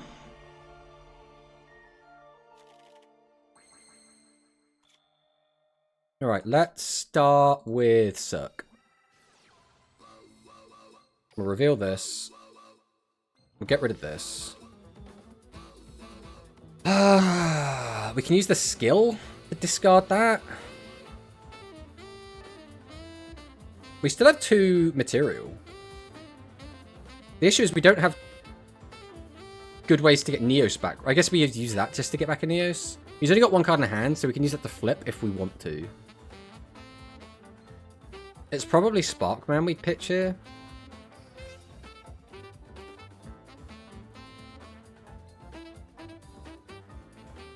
We could hit the card out of his hand as well, but it means getting the card out of our hand, which I don't think we need to do or want to do necessarily. Either way, we want to go into Aquadolphin. Right, let's go Fake Neos first. Let's activate the effect. That hasn't changed a lot here. We'll go 1, 2... Summon out Pulse. We'll go ahead and use Pulse, and we'll just get rid of, I don't know, one of these. We'll go ahead and use contact draw. We'll just send this. So I could grab that back. What does that get me? Like, not a lot. I could use that to bring that back. Use that to bring that back. But then I still only have one Neos in the graveyard, which makes things, like, super tricky. If I had a second Neos in the graveyard, I would be in such a good spot here. But we just do not have it. So with that said...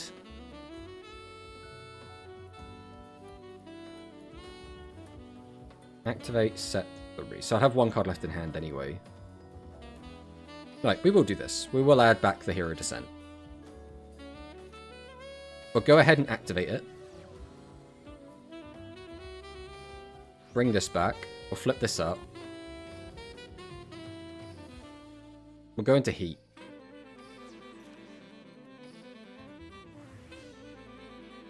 Then we'll send 2. Again, we have double circ is not what you want to see there. But this is fine. We're not going to bother going in for big damage. We're just going to do this, I think.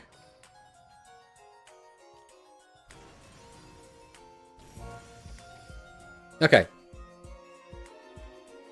Yeah, GG's, Penguin. GG's. E33 music. Yep, Tomato knows.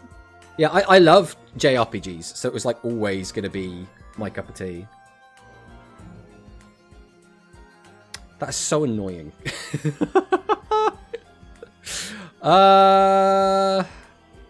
Okay, we're going to have to do this, I think.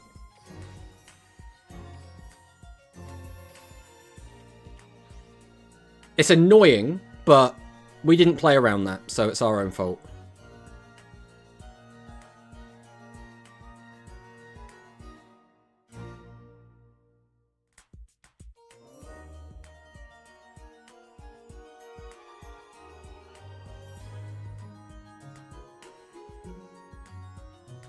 Okay, he's got 4 in hand.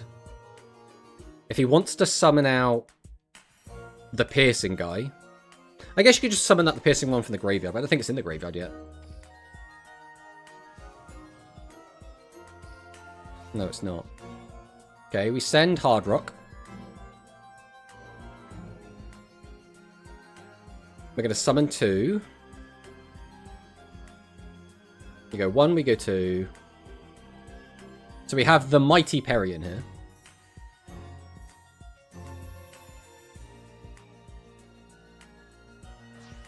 Tributes 2 for Chiron. Okay, so we have the Piercer. Although he's only getting in for 300 damage, so... 1 back row, 1 in hand. Okay, he does hit the one that just gets a free pop. Nothing too surprising there.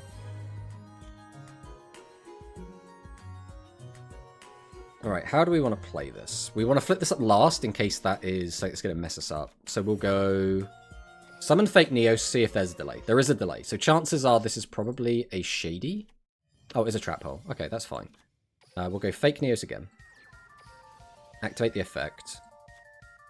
We'll go Dolphin. I could use Dolphin Effect. What do I get out of using Dolphin Effect? I get Neos in the bin, which we can just get in the bin anyway. I don't think we need to use Dolphin Effect.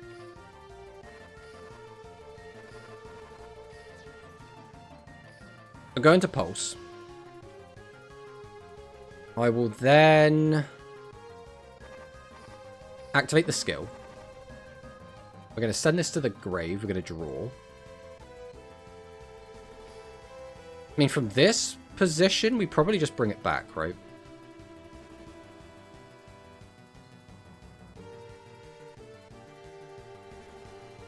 We flip this up. We'll activate the effect. We'll flip over order. Bring this back. We'll set.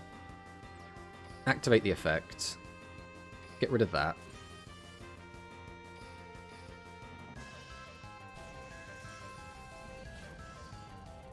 And then we can get the dub. Okay. We got that. We got there in the end. Hello, Hunter. Welcome, welcome on in, my friend. How are you doing this fine, fine day? Oh, I've got to say, I know no one asked, but yesterday, while I was, like, It's doing some work. I did something to my back. I don't know what I did, but my shoulder and like upper back here just feels so painful right now. So I'm kind of just like pushing through that right now. I love how it's just like... I mean, should we play against human again? No one else is here at the moment, right? We could just play against the human again. Who haven't we played against yet? We haven't played against Manicist. And we haven't played against... PTRG. That's it. PTRG. Is your room cold? It's not really cold at the moment. Again, it was something I did to it. I moved in a certain way, and I felt something like a muscle pull just in my back. Alright, we got Penguin, we got a human. Right, we'll go again. We'll go against Penguin again. And then we'll see after this if there's anyone new. If not, again, we'll just play against the human again. And then we'll go from there. Because so far, we've gotten some, like, okay matches, right? I do think Royal Rebel is a meta deck. It's not, like, a top-tier deck, right? But it is a meta deck. My brother, Tomato, do you work out? So I work out a little bit, but not as much as I should. Like, in terms of, like, working out, I used to use an exercise bike all the time. And, like, just have, like a mini home gym. Now, all I basically do is lift weights, and that's it. And I don't do that as often as I should. That's like a twice-a-week sort of deal. Uh-oh. Penguin's disconnecting! Someone save Penguin! I don't really know what this deck is meant to do going first as well. Like, is our typical turn 1 just setting a bunch of stuff, and then that's it? I don't think there's a point to contact fuse on turn 1.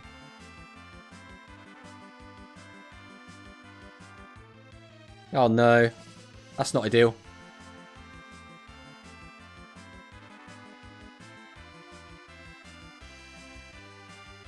Twice a week, brother, you need more exercise. So, typically, I used to go to the gym. We'll jump in against Manicus quick. I used to go to the gym regularly. And when I did, the way that we would typically do it is that it would be 3 on 1 rest, 3 on 1 rest. And when we were doing that, it would be a different day for each of the different muscle groups, right? So you'd have like your leg day, you'd have your arm day, you'd have your chest day, right? I can't really do that with the setup I have here. So all I really do is arm day and then like light cardio throughout the week. That's literally all I do. So realistically, it's not enough. It's just not. But it's what we have, right? It's what we're working with at the moment. Right, well this is the play. Konami got Penguin for mods. Penguin about to get taken care of by the Konami snipers. Oh no. Somehow I drew triple blue and triple of the head of the maximum. That's not ideal. Double of the head. Bro, leave the game mid-game just to send one message in chat. That's how it be. That's how it be. Tomato, have Quantum Rush today. It should be. I don't know if it's been posted yet. Usually it gets posted around this time. It looks like it hasn't been posted yet.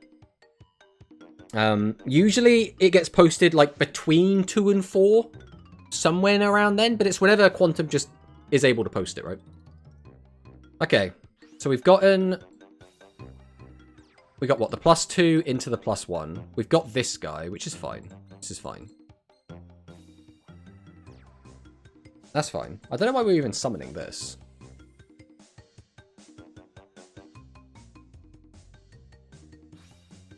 Okay. Okay, hits the Shady, that's fine. Because this is not really in our hand, is the way to think about it, because it's going to get sent to the graveyard for our skill anyway. Okay, we put that back in the deck, which is where we want it. We add back the Spread Bomber. We're probably not going to get a fusion off. I mean, doing a fusion play here is not the end of the world. Okay. Ripple Laser, which right now isn't really doing anything. Set and then pop. Wait, we're keeping the blue in hand? It's a bit weird, but yeah, okay. Excellent. Alright, we'll go Cirque. I guess it's Shady, that makes sense.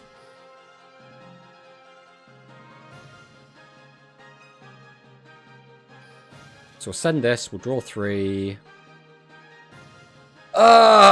This is where it gets tricky, because we have a million ways to get back him. We don't have a million ways to get back anything else. What I really need back is fake Neos, but that's not happening. Probably just sending this.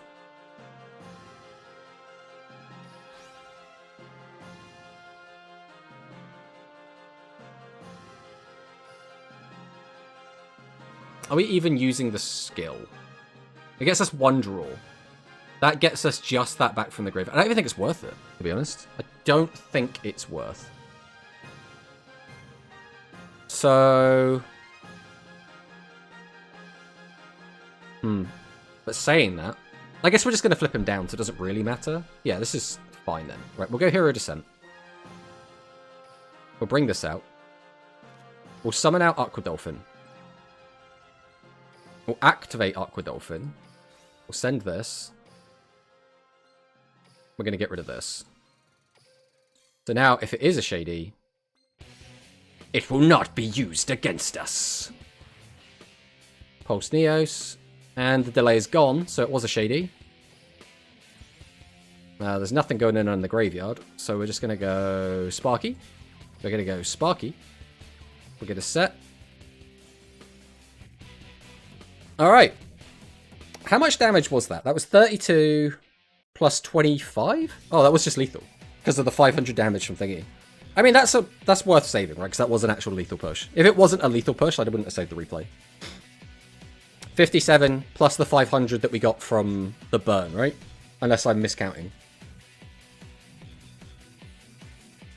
Alright. Let's get another game against human.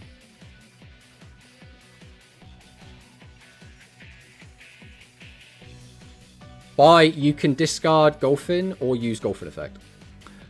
Yeah, I was like, I could have discarded the Dolphin and then gotten the draw, but then... So it would have been fine either way, right? Because I would have got an extra +1. Because I had 2 Secret Order, right? So I could have just brought back thingy anyway. I guess it comes down to, like, do you want to try and save the Secret Order for the follow-up? We keep getting hands like this, and this is the thing that worries me about this. Just because we're not running a lot of monsters, which means you will often get hands like this, which are a little bit awkward. I forgot Dolphin discarded. Yes. I mean, even if you had the Shady, it wouldn't have changed much there, unfortunately. Like, if you had Shady the Dolphin, it would have stopped me from killing you, but, like, that's with the power of hindsight, right? Because theoretically, you shouldn't know I had 2 Sparkman in my hand. Ashura Star. You want to choose my sleeves and my mat? Whoa, crazy there, Zaki boys. Okay, that goes Aqua Dolphin. Formatarian Script. Add Fusion. 2 cards left in hand. What are they going to be? Oh, are we going to go into Formatarian? I know, we want a card in hand to be used for Shady. Okay. Okay, this makes sense. This makes sense. How have we drawn this badly? Do we have anything here? Right now, we have nothing. So we're going to activate. We're going to send this.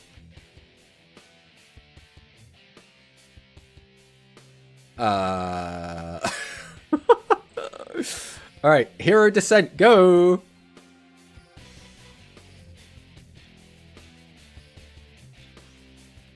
We know what the card in hand is, so there's no point in using this except to get a card out of our hand, which unironically might be the play. Because nothing else here does anything. So we're going to go Rising Light, just to make it so it's not an easy snipe on the back row. We will activate Aqua Dolphin. We'll send this. And again, the whole point of this isn't to... Oh, he did set the thing. Okay. Then we're going to set 1. We're going to set 2. And we're going to pass. Because that is, unfortunately, the best we could do with this. The ugliest sleeve and mat, you got your choice. Oh, boy. I already have a thought of what I will pick. for the sleeve. I don't know about the mat.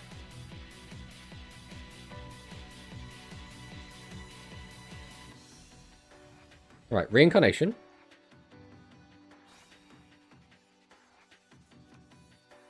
Grabs back the dancer. Summon the mighty reactor. Mills 2. Takes that back. Draws a card. Draw 2 cards. Barrage is... Okay, yeah, we're just dead then. There's nothing we could do. Because he had a 50-50, but because he can flip this and activate this, there was no chance for us to interact with it. Because we can't react to the flip summon.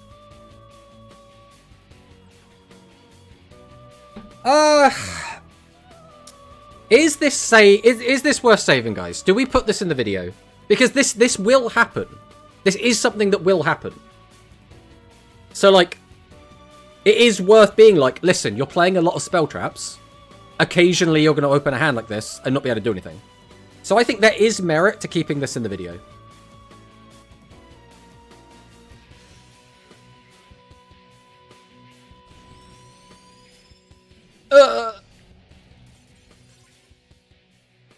Alright, we'll save this one. I do think this is worth saving. I don't usually like to put brick games in, because I don't think it necessarily gives an accurate representation of how the deck performs. But, because of the way the deck is built, I think this is something that is going to happen. Right? So I think it is worth having in. That's my take. I don't know if anyone else thinks it's like a waste of time to have that in.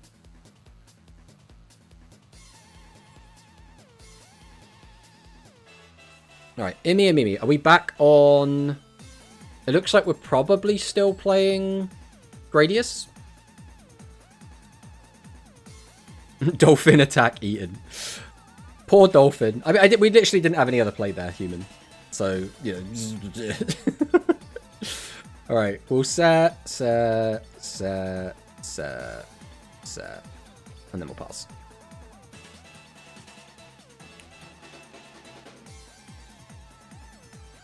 Okay, Curse is a little bit annoying, but not the end of the world. Are we still playing Gradius? We are still playing Gradius. Yeah, that's fine. You can have that.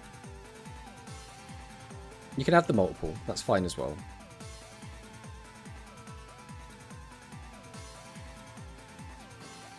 Contact into Ripple. Just this is fine. You've got 4 cards left in hand, though, so there's got to be more to this. Oh, we mill straight into multiple. If he summons Lord British right now, then he is open cracked.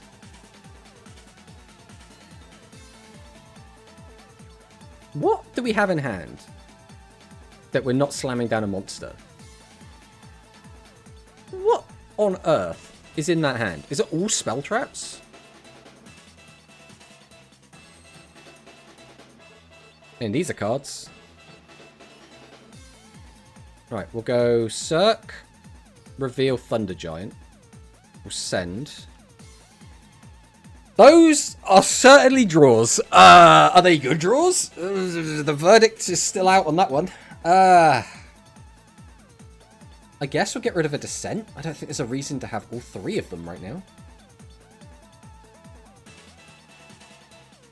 This is like such a weird hand to have. There's no more drawing in our future. So if we're going to activate the skill, we might as well do it now.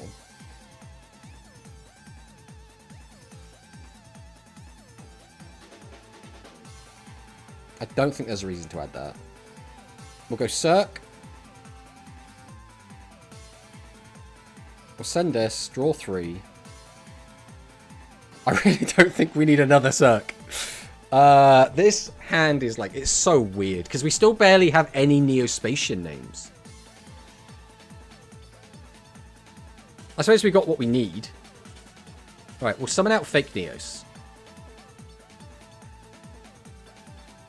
We'll activate fake Neos. We'll flip up Flare Scarab.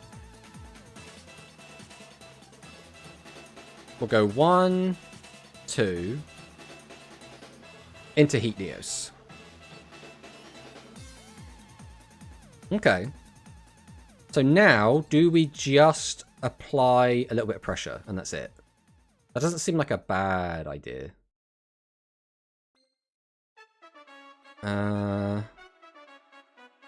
Because we don't... Knowing that he has a trap, there's no reason to go, like, all out. So I think we're just going to go Secret Order. We'll bring this out. Okay, so he is going to Shady this down.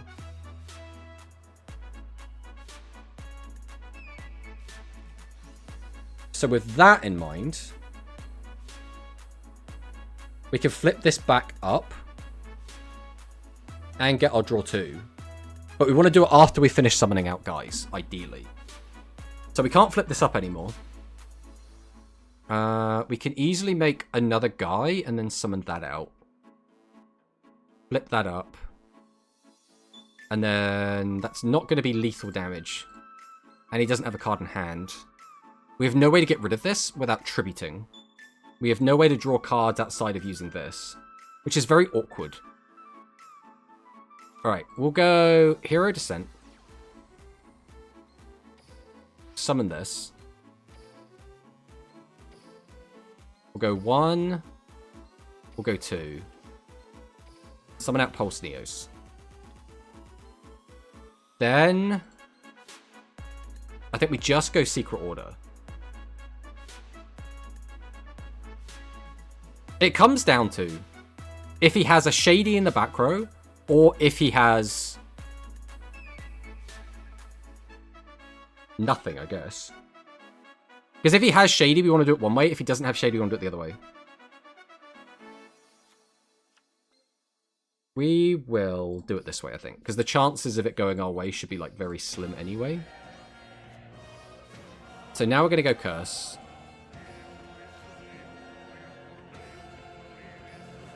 Then we activate this, we pop this. We set. So, there was a lethal line, but it doesn't play through Shady. Before anyone, like, starts getting on my case about this play. Because what we could have done is activated the Curse first, right? That means that he now has cards in his hand, which means we could have used Dolphin to get a card out of his hand and burn for 500, right? So that would have been the 300 damage we needed to finish him off. The alternative was that if we drew into a Neos, then we'd also be in a really good spot, right? Because if we just drew into Neos, we could just tribute over this, and then we'd have 3 monsters that could all attack for game. The problem is either of those plays don't play around Shady.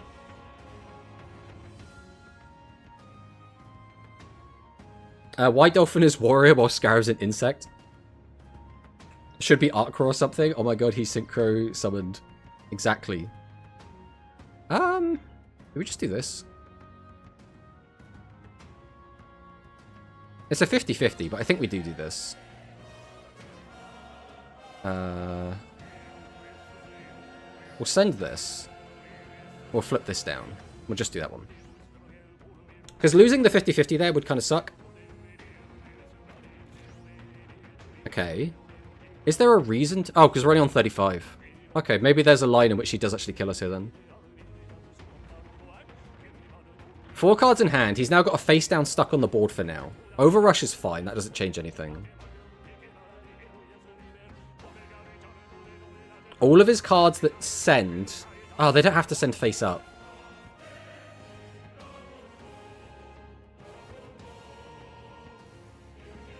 Maybe the correct play wasn't to Shady there. But then again, it means, like, specifically playing around Curse. Regular Gradius is the best possible thing we could see here. Right, Gradius' option comes down. We're going to activate the effect, milling a non-option.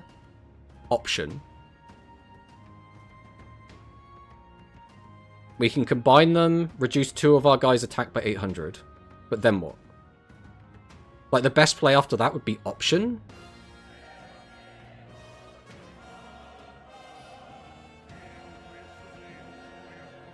Because you can't use the spell, the fusion spell, to send a face-down monster. It has to be a face-up.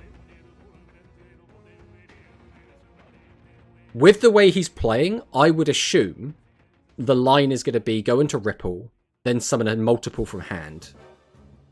Reduce the attack of 2, boost the attack to 25, attack over both of my fusions. That is what I imagine the play is going to end up being. Because I think if you had a way to send that face-down card, you would have done it already. You would have done it before you summoned Gradius.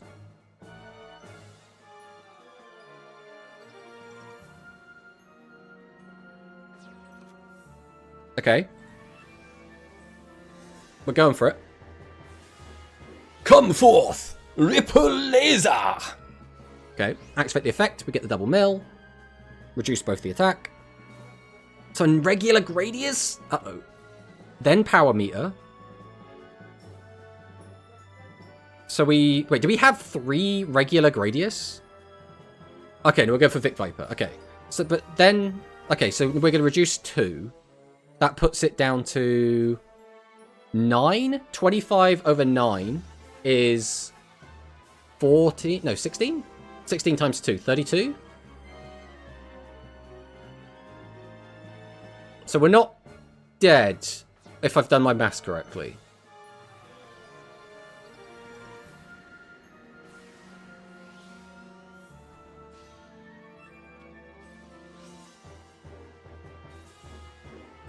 Okay, 1 back row, and we should be alive on 300.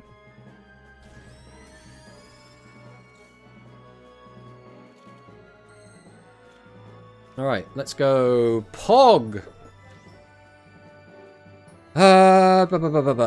What is the line, then? I mean, we have, like, everything we could ever need, surely. Because no matter what the back row is, I think we do just win here. So we'll go Dolphin. We go 1, we go 2. Summon this guy out. Activate. I mean, if we have the ability to play around stuff, we will play around stuff. But here, we can do anything and win. So it's fine.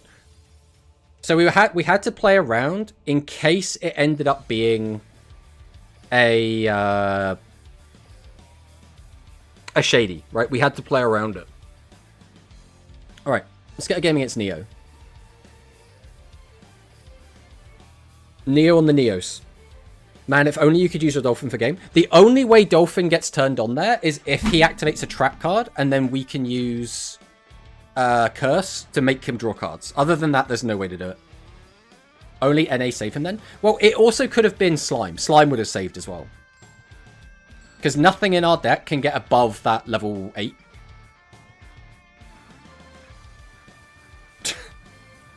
This is becoming a thing, guys. This is becoming a thing.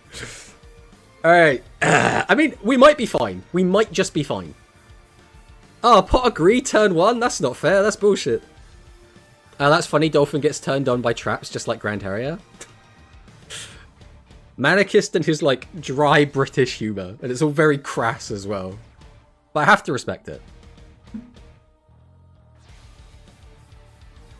Although, I'll always stick up for my man Grand. Oh, that's a turn. Okay. Right, I could do with a normal monster. I mean, we have to use this. Okay. Okay. Oh. Oh. Oh, we were having a bit of deja vu there. Okay, we got you. Thank God. We have this as well. Oh, this hand actually kind of goes hard.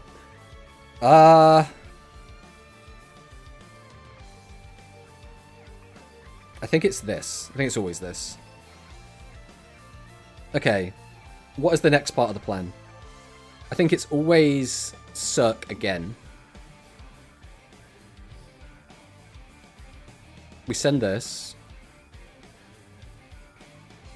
Summon, summon, summon, use that.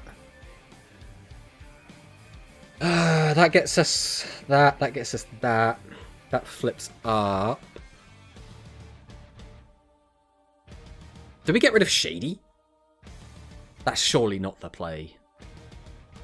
I think it is Shady. Right, this is going to be weird. Let's just get rid of Shady and see what happens.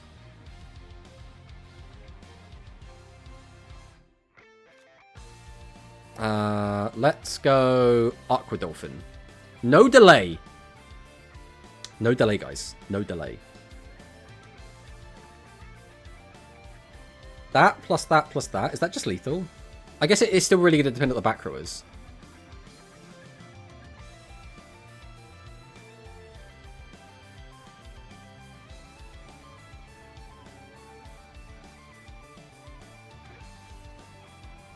Based on the fact there was no delay, I'm going to curse now. We're going to flip this up. We're going to draw the 2. We'll go fake Neos. There is a delay there because it's trap hole. Right? Unless we just read the delay completely wrong.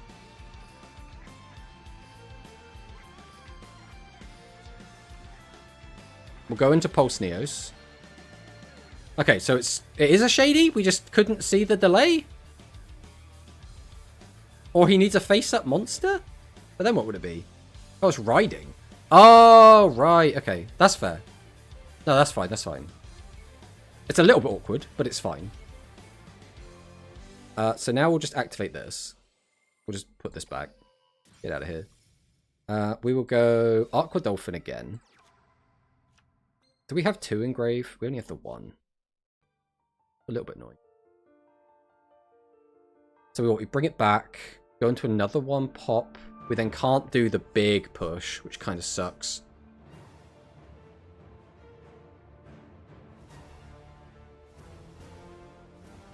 I think this is probably still fine, though. We'll go Descent. Bring this back. I don't think we're going to go for the hand rip. Because the 500 damage isn't going to matter here, right? Because when we pop that, it will be 25, 32... 32 plus 6, 38 plus 5. So that's not lethal. Is there a way to mill a card? No, there isn't. So there is no way to do this. So we'll just do this. I'll go 1, 2. Summon this out. Activate the effect. Get rid of this. Now the question becomes, do we set a weenie?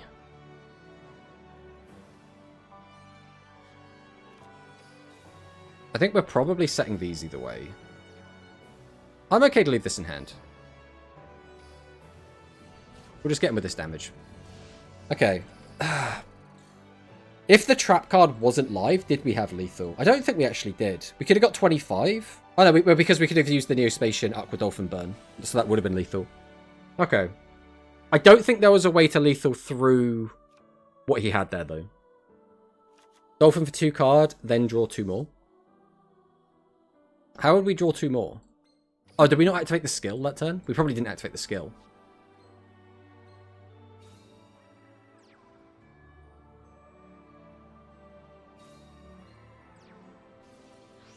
Okay, he's using Trombo. He's going to probably flip one of our guys down.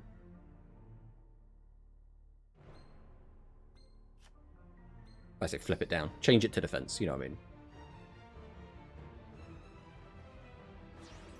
We're attributing that. Okay, so we're going to use Fusion, combine these 2, hit both the back row, which is fine. We don't need the back row. The back row right now isn't doing anything for us. It's just going to be him gaining more attack.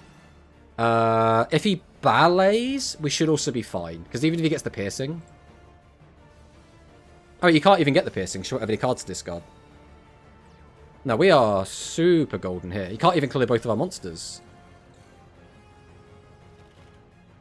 Curse would have been ideal there. Not having Curse is fine, though.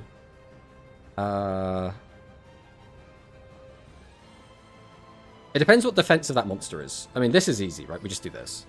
We just get rid of this. That's gone. Don't need to think about that anymore. Go ahead and do this. We're going to send these 2.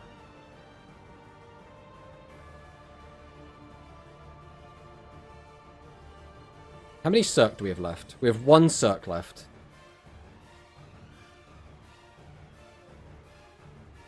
I think I am going to send these 2.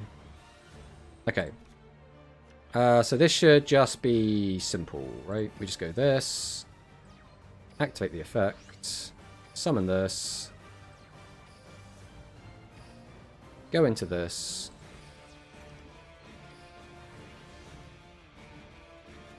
Activate this. Summon this. Change this to attack. Go to battle. And then hunky dory. It did have 20. It did have 1200 defense. That actually could have mattered. Okay, we're fine. Hello, Sensei. Like Neos. Not all heroes wear robes. Apparently so. That was our first time playing against like a proper meta deck today as well. Retro Gaming X. Let's see what Retro Gaming X has for us.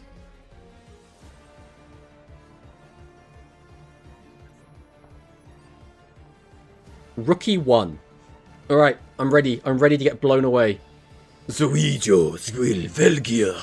Alright, let's go. Tails on the flip. We're going second. Playing an archive skill. No cards and extra. This could be the wild card.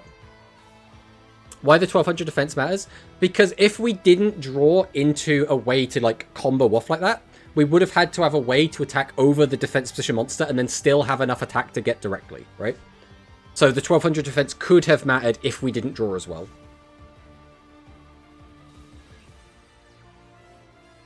Okay. I mean, I think the play is just use skill, send, draw, activate curse, flip this up, I guess. Activate Cirque, reveal Thunder Giant, send Sparky. I mean, we have another Sparky play, which means I probably don't need this order. I'll go Cirque again. Send Sparky. Okay, now we're getting somewhere. We've already used the skill. I could just summon and go into both of those, then do that. That's not awful. Which means I probably don't need Descent.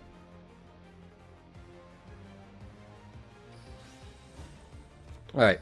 We go Fake Neos, activate the effect. We'll summon Scarab. I actually forgot about the Neos mill. I probably shouldn't have done this line exactly, because it would have been an extra 2500, but it's fine.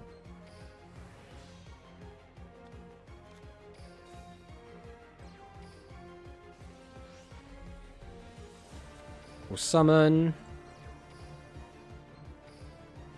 We go 1, we go 2, we summon this. We go order. Bring back Neos. We'll set. Activate the effect.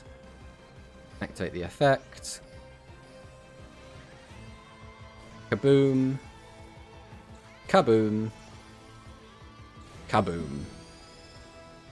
Okay, so it was enough damage. We did not do any maths there at all. We just were like, let's just see what happens. Couldn't you tribute summon Neos because you have 2 Dole, 1 Scarab? I think this was before we knew we had the Neos in hand. It was an earlier in the point in the turn. We were like, are we going to have enough to do this? Alright.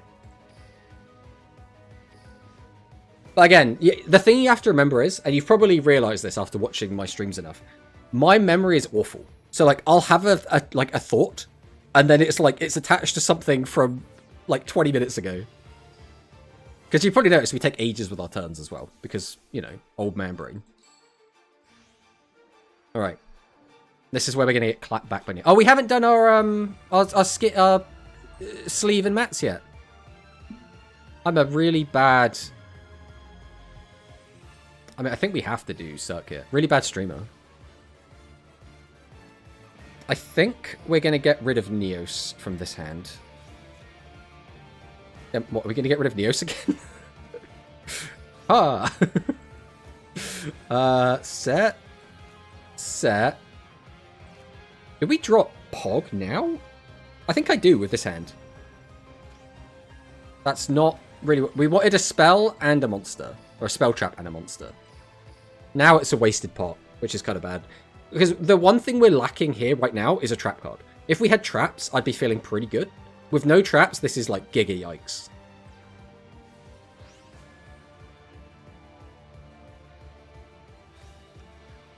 And our deck is like more spell traps than monsters. So the chances of getting a spell trap there was actually really high. So the fact we didn't is kind of a bit awkward. But it's fine. It just means we have 1 less draw for next turn. Also means that Pottery can't get popped, but that doesn't really change anything.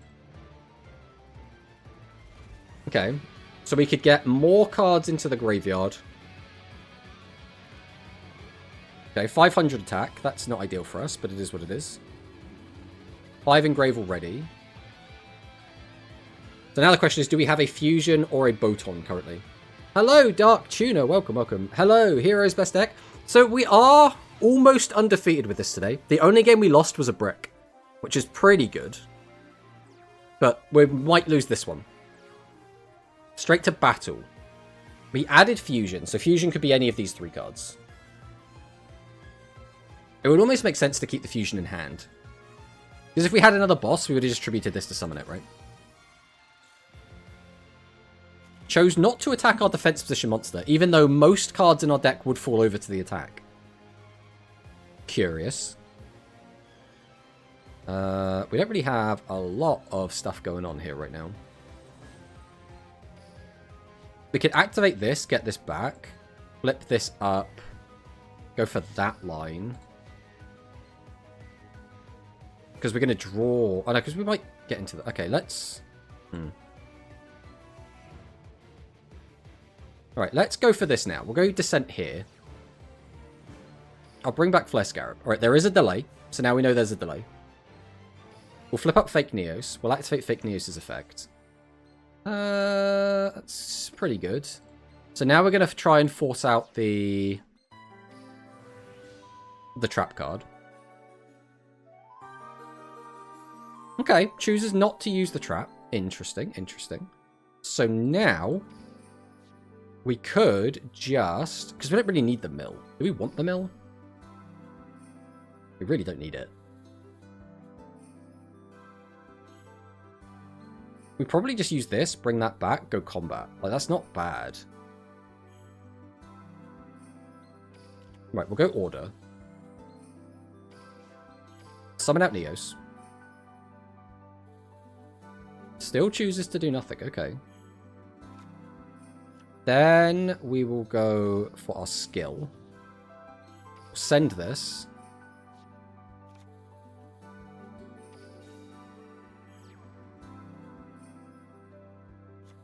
How much damage? I think we're just going to set 3. Screw it. If we get punished, we get punished.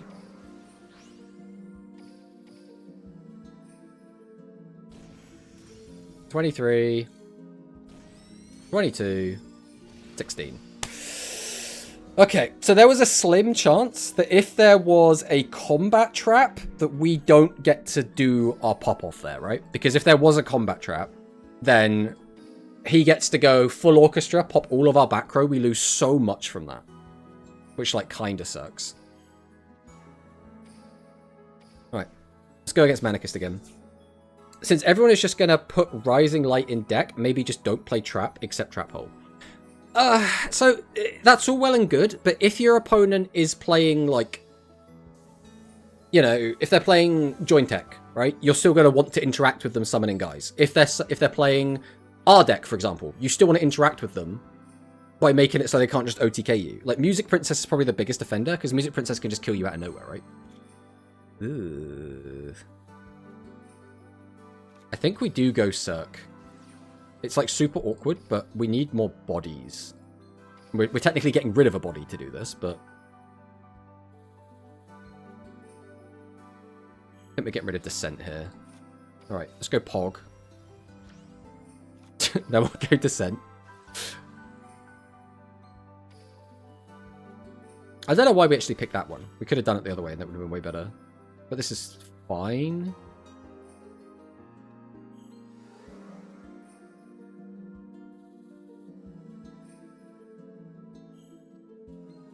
No, I think this is okay. Do this, this, this, this, and this. Right. Not like the sexiest turn ever, but... Ooh, it's Ellie Cirque. So we're playing the mirror. We're playing the mirror.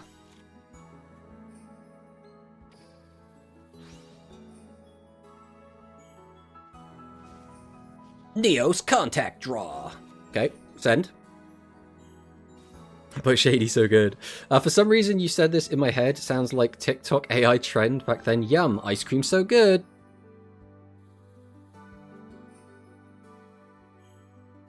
I remember that being like a big thing for like a day.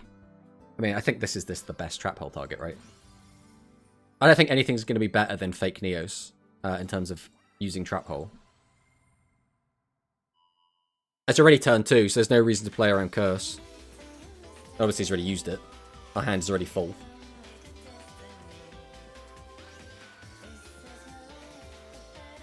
Hero Descent. Okay. So that's probably a NEOS. Yep. Flare Scarab comes down. Yep.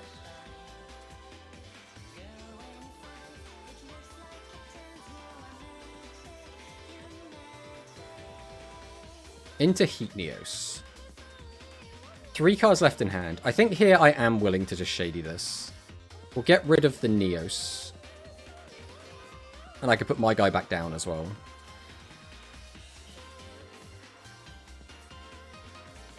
Three sets. Okay. Pretty much what we expected.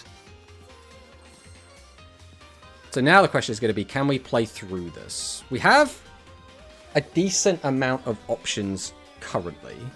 We do have a NEOS in the graveyard at the moment. We'll go ahead and use NEOS Contact Draw. We'll send this and this. Draw 2. Do we add it to hand? I guess we will. With this setup.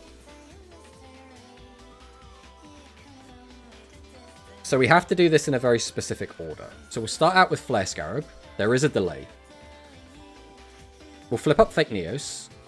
Activate Fake NEOS.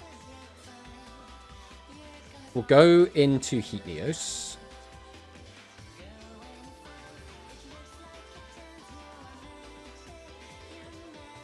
Okay.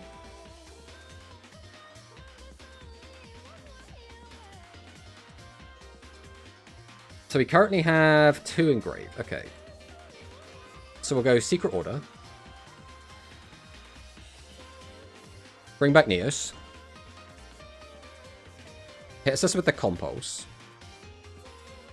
Okay. That's fine.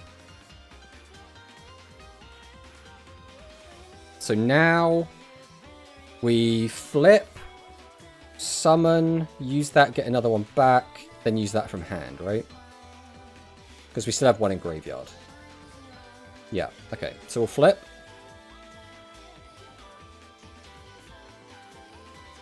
We'll go 1, 2. Summon out Pulse. Then we go Descent. No, let me do the play! That's a shame. I mean, we're going to... we really don't need that replay, realistically. Unfortunately. Just open 2 traps going first, guys. It's easy. I mean, you went second and opened Curse, so that's still pretty good. Alright, we'll go against Retro Gaming again, if he wants to play again.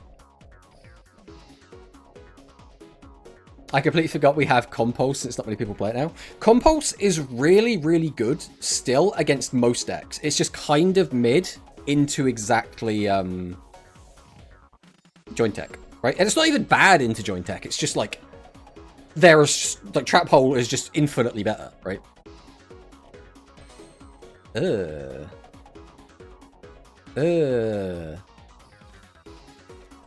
That's not a good hand at all. I hope I don't get bricked by setting all 3 of those spells.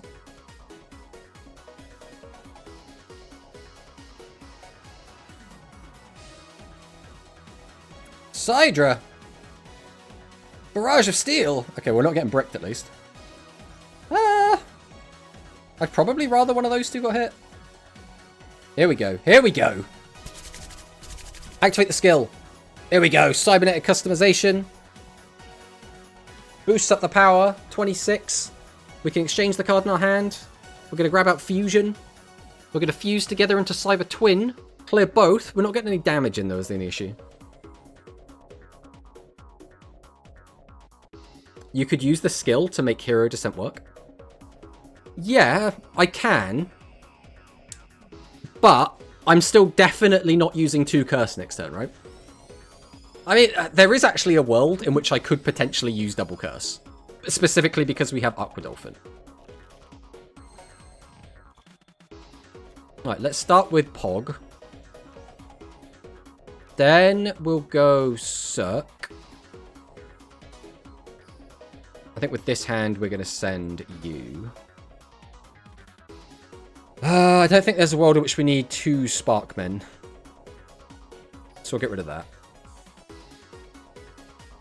Then we'll summon out Flare Scarab. No delay. We'll go Fake Neos. Activate the effect. We go 1. We go 2. Summon out Heat Neos. We still don't have Aqua Dolphin in rotation yet. We could just activate the skill, go for the double.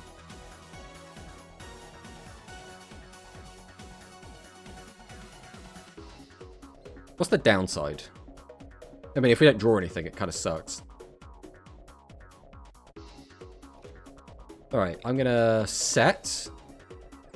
Then I'm going to activate Heat Neos here. Still nothing. Okay. We'll go for the contact draw. We'll get rid of both. Still hasn't got me what I want. No, that's fine. Right, we'll go Hero Descent. Bring this back. We'll summon out Flare Scarab. We go 1, we go 2. We summon. We summon. We set. We activate. Go to battle. 13. Plus 37. Plus 16. Obviously, we're trying to find Aqua Dolphin, because if we could just pop that out of the way, that's just so much value, but we couldn't find it.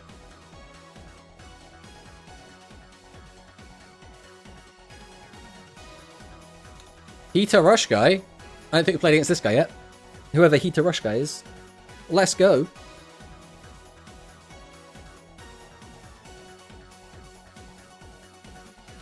Nail! Okay. So is this going to be Archive? It is Archive. Okay.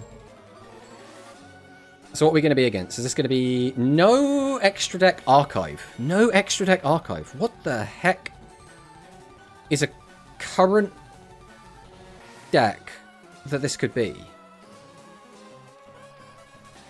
Oh.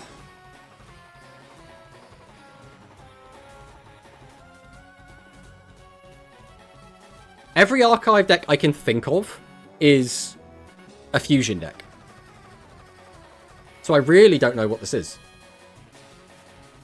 Like, except like really old decks, right?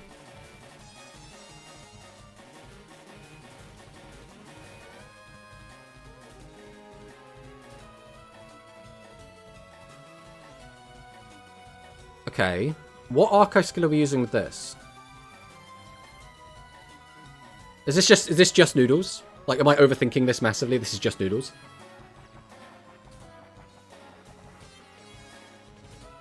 Okay, we're going to activate Noodle Up. It is Reboot! Boost the attack up. We're not going to use Spice's effect? Oh, we don't have an monster in our graveyard. Oh, I forget that you need that for Spice to work. That's so funny. Yeah, we attack it with that. The Fire Burn Maximum? I don't even know what skill you would use. Oh, I guess, is that an Arc? No, that's a Yuga skill, right? That's a Yuga skill. Right, we'll Pog. Alright. We're gonna Circ. We'll send Neos to the bin, draw some cards. We don't have another Circ. Summon, use that summon. So we're probably going to get rid of Descent here.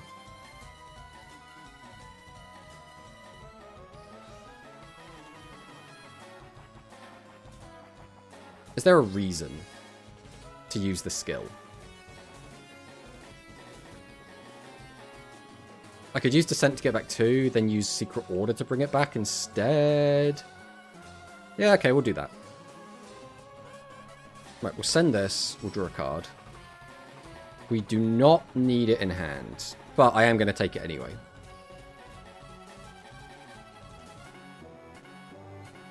Alright, we'll go Hero Descent. We'll bring this back. And this back. We'll summon out Fake Neos. Activate Fake Neos. We go 1, we go 2. Summon out Pulse Neos. Activate Pulse. We'll send this. Then I think we're just going to go Order here, right? Bring him back. Go into Heat.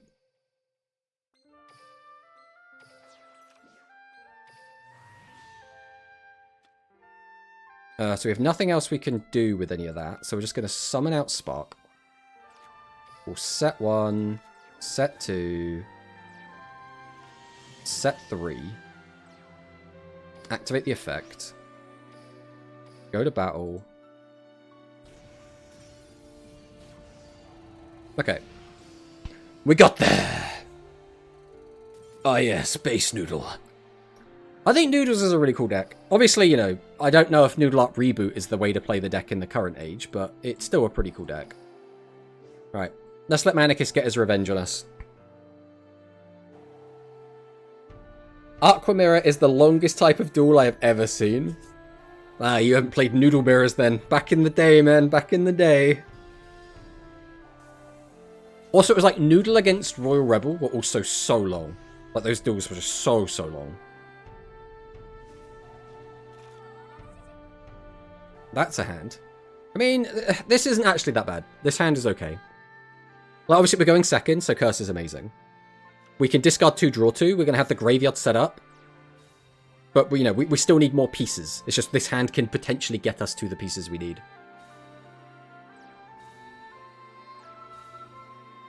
Set 5, okay. That doesn't help much right now. Right. We're going to go ahead and just use the skill now. That's still not helped at all. Alright, we're going to go Curse. Let's flip this one up.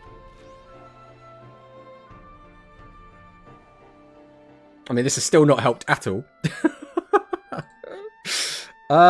Yep. If I summon this, it goes up to 13. I mean, that's neat. I summon Flare Scarab.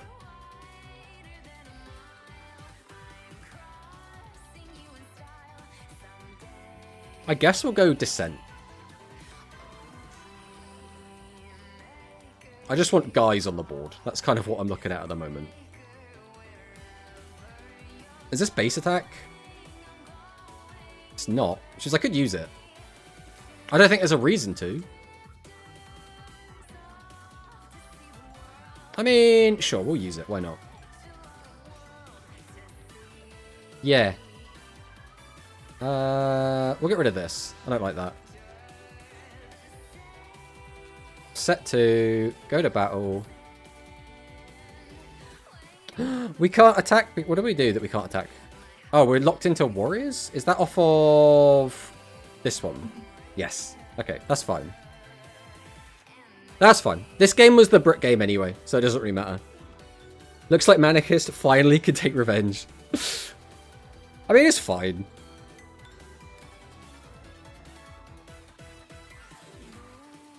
Unfortunately, because of that turn 1, and we already have a brick game, I don't think this is going in the video regardless. So, we can let Manicus have his fun. He can go ahead and destroy us.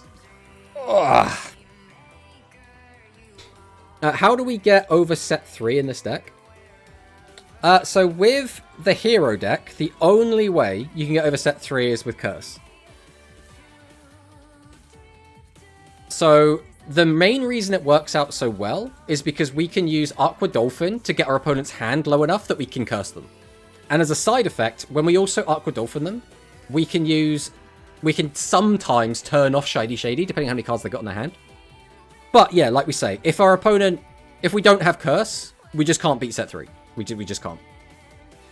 But the deck is really good at everything else. At least it feels really good at doing it.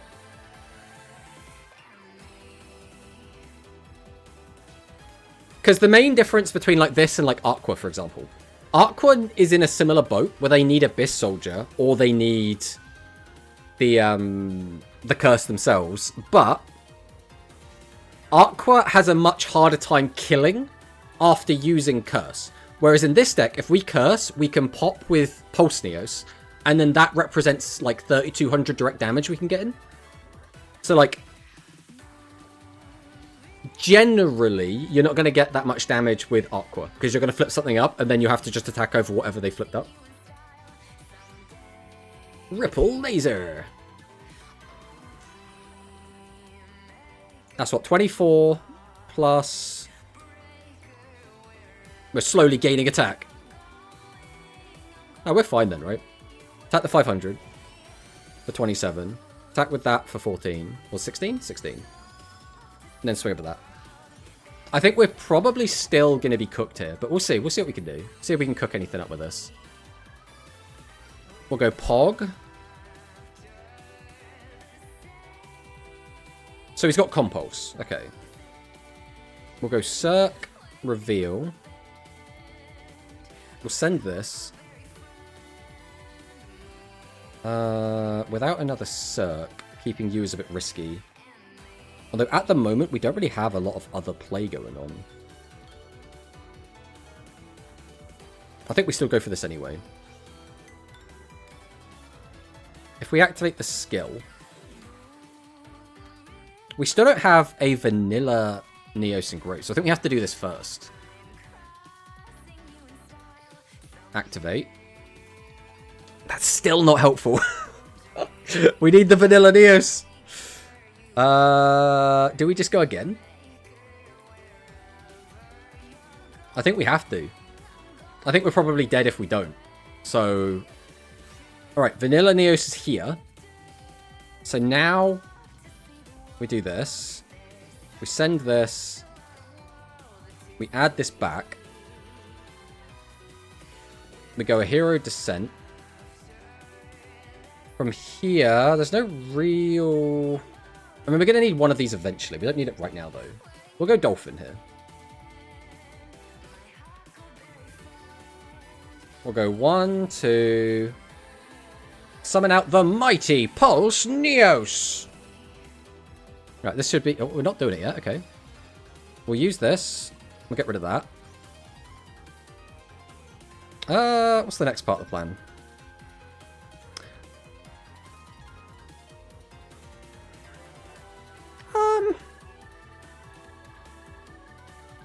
We do that, bring that out.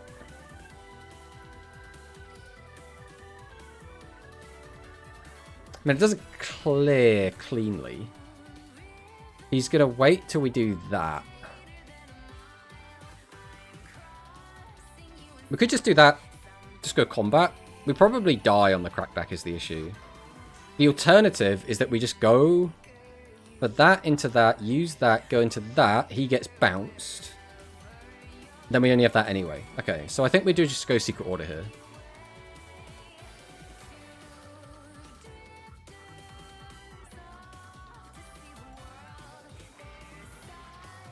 And we set, go to battle, swing into this, swing into this, and get for 13. So because we knew he had Compulse, we couldn't just go into Heat, because we have no follow-up after Heat. So we had to do this line. But we're probably dead anyway. But again, the duel started so badly that there was like not a good chance we were going to win. I'm actually kind of surprised that we've lasted this long, to be honest. One of us decked out? Oh no. Kompu is waiting for you? I don't see how you can win this. If he didn't have Compulse, we do just win there. But because he had Compulse, I don't think there was a line that we could win. Like, if we had a trap card here, maybe? But we don't have a trap card, right? We'll let Manicus spin his place. I feel a little bit bad. We've kind of been bullying Manicus today. So we'll let him do his thing. We'll let him have his little combo turn and kill us. You can't win, Mr. Tomato. Ideally, you don't hit me with the you can't win, Mr. Tomato. Ideally, we'd like, oh no, we can still do it, guys.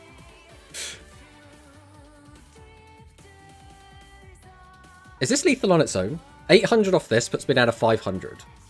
And then, yeah, that's just lethal. Okay. So he has lethal on board. He doesn't know it because he, well, assuming he's not watching the stream currently, he doesn't know what the back row is. Stroke his ego a little. That's fine. It's one of those things where I'm sure Manicus probably doesn't really give a shit, like, regardless. But I feel better feeling like I've done him a solid, right? Like realistically, he probably doesn't care.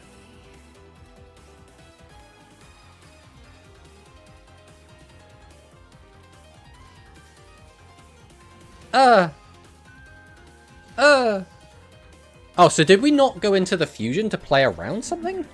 I thought the fusion would have been like a cooler way to end the duel, but... JD Scrub's here!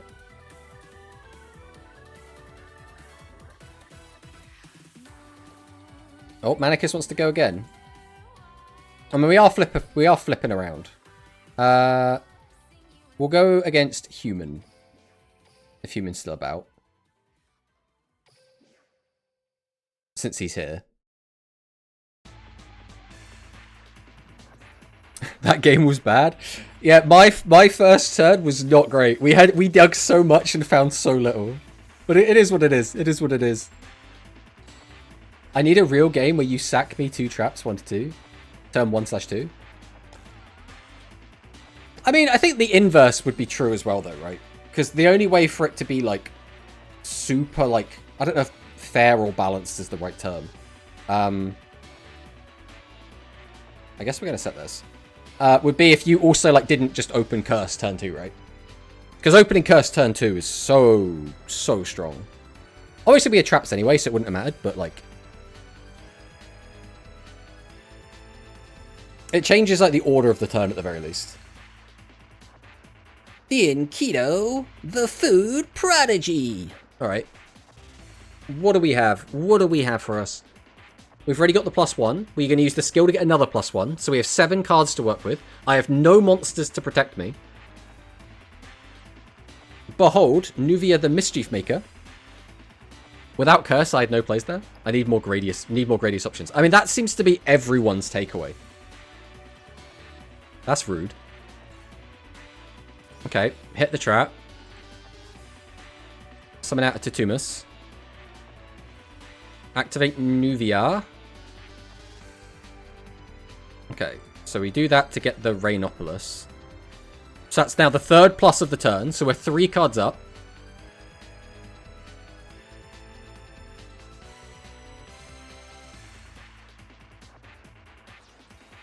Tribute to summon. I mean, this is lethal, right? So I have to do this. But if he has... What did he reveal for the skill activation? I know he has... So I can't win. I can't win. I know he has another boss in hand. So, like, I can't... If I flip this down, because 2 of them are normal monsters, I die because I can only flip 1 down. He distributes it for the other boss. So there was literally no possible way to win.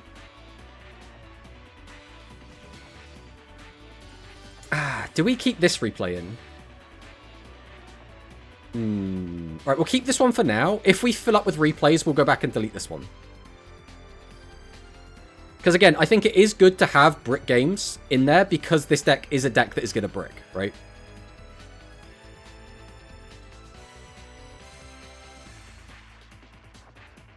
I also had Drew Curse. I mean, yeah, but even if you had Curse there, Curse wouldn't help you in that situation. Because I didn't have any monsters. You were not winning this. I think if I had monsters, I was probably fine. Because you just couldn't OTK me, right? That's the big difference. If I had just a monster in defense, as long as it didn't have 0 attack, then I live either way, right? Wow, I guess it depends what you draw. Because either way, I would never use the Shady on your first boss monster summon. And at that point, you would then need something else to kill me.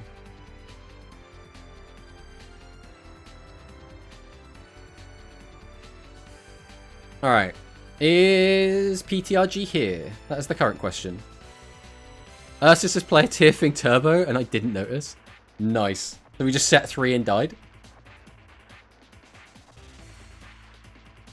It doesn't look like PTRG is here. Summon Cleaning first on purpose to see if he would trigger or just lose. I did have food 2 in hand. Yeah, we already... Oh, hello, Sakinetsu, by the way. I'm awful at reading chat. And JD Scrub's here as well. Hello, JD Scrub. Hello, Tomato. Hello, chat. I hope you have a good day. What if you don't have second boss? The thing, right, so in a lot of situations, if your opponent doesn't have the second boss, it doesn't really matter because you don't like you're not losing anything extra, right? But in that situation, we guarantee knew he had it because he revealed it for the skill.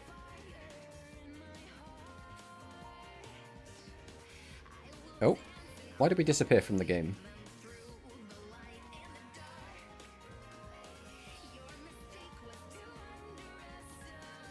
I would like to get games against Ursus and JD Scrub because I haven't played against them yet. But obviously, if they're currently dueling, I don't want to disturb them. Don't want to disturb them. Immy and Mimi versus Immy and Mimi. Okay, so this is going to be the Aqua again. Do we have a better hand this time? I mean, maybe. Maybe. We theoretically have a play.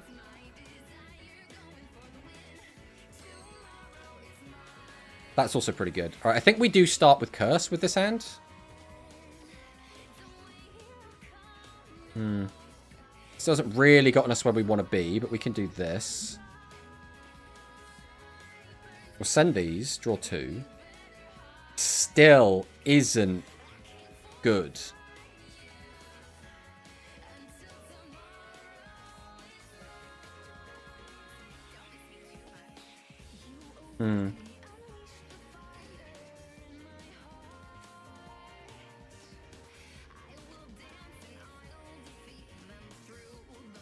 Alright, Neospatian Aqua Dolphin. He's playing Aqua, though. Alright, we're going to go Secret Order. Bring this out. Activate the effect of Aqua Dolphin. No! No! Any monster and I was golden! That's annoying! That's so annoying. Okay. In which case...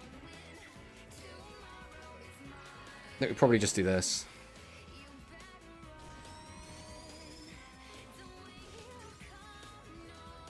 God, any monster in hand. And we were so good there.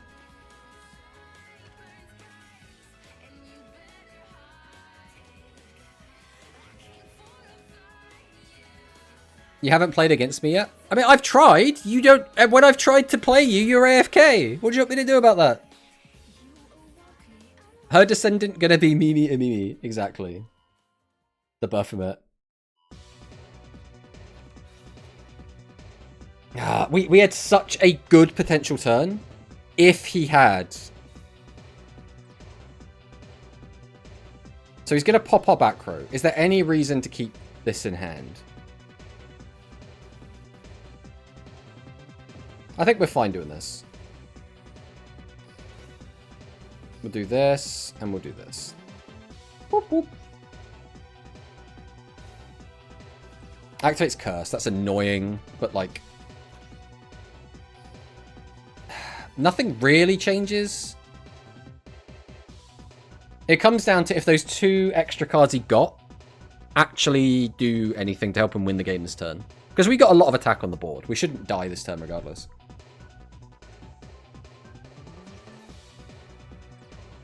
If he doesn't have another Nuvia, he can't actually get the field spell back, which means he can't get a draw off of Pure Prodigy. Uses Hydration just to gain 500? Okay. I mean, that might matter. TSA.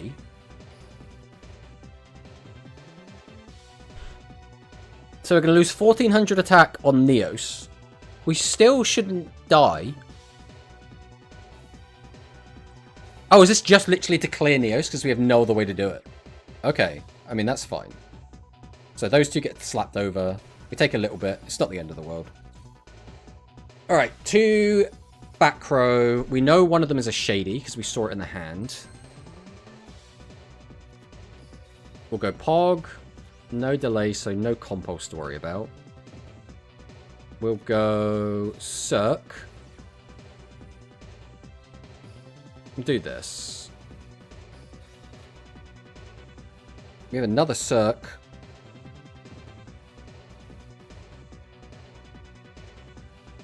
we have thingy yet?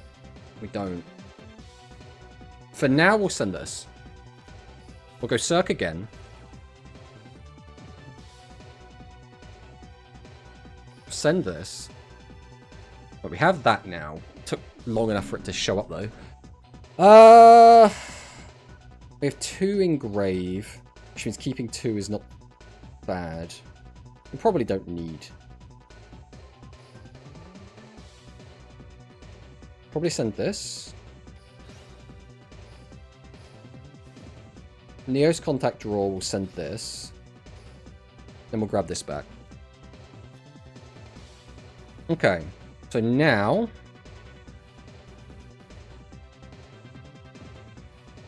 comes the question. This Sparkman is just kind of in the way, which is a little bit annoying, but it's what it is.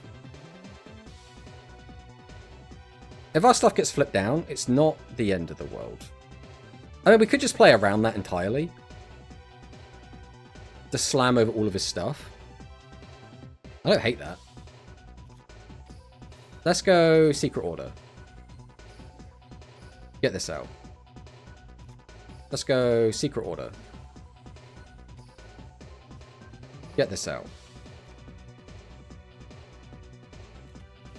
That's fine. If you want to use your Shady to protect 700 life, that is fine with me. Set. Go to battle. We'll swing over this. Swing over this. Then we'll just get over this. Okay. I've just realized 35 card deck.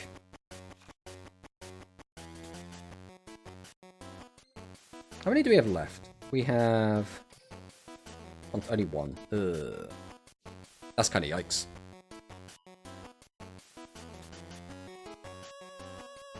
Yeah, if we had Air NEOS, I would be feeling in such a good spot. But without Air NEOS, this is a little bit rough.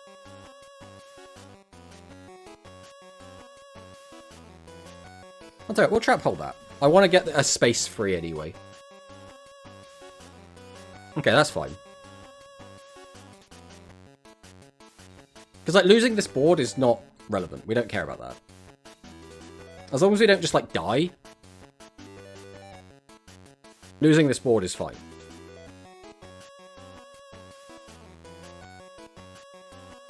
Adds back Rainopolis.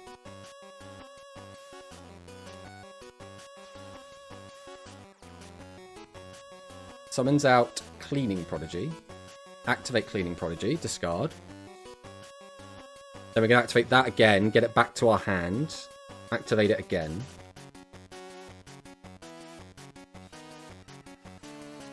You have another boss? You must have another boss, right? Surely. No other boss?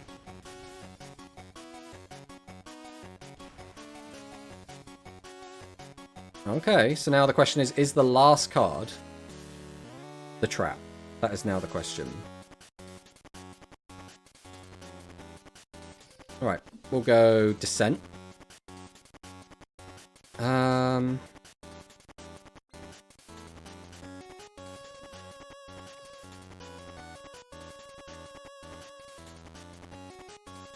I guess we'll do this.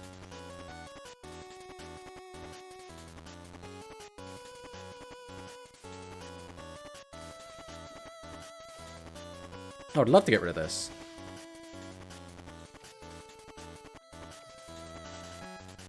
We go 1, we go 2.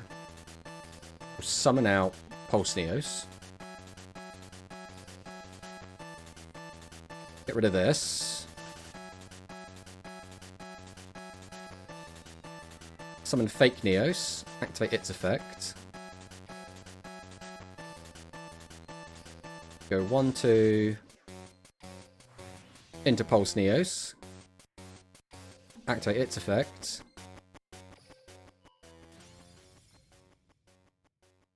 How much damage is this? This is 46. So that's 34. So if I just normal summon this. Boosh. Boosh. Boosh. Okay. We got there. I think a human had the Shady, and I think if he had Shadied both of our Dolphins, I think we arguably are in a really bad spot. We could have used the Curse to draw 2, but then we're at the mercy of what's in our deck, right? Lost a misplay? Was the misplay not shadying? I am curious. I do want to see what everyone else is on as well, actually. We'll quickly watch a JD Scrub game. I want to see what JD Scrub's playing. Yeah, I thought it was. I thought it was. So, I did have Curse, so if you had done it, I would have drawn 2. But I would have needed to draw into a vanilla Neos, which I had 1 left in the deck, to be able to keep playing. So it would have been like, I guess a 50-50, because I had 2... I had 1 in deck, 4 cards in deck. I draw 2, right? So it's like...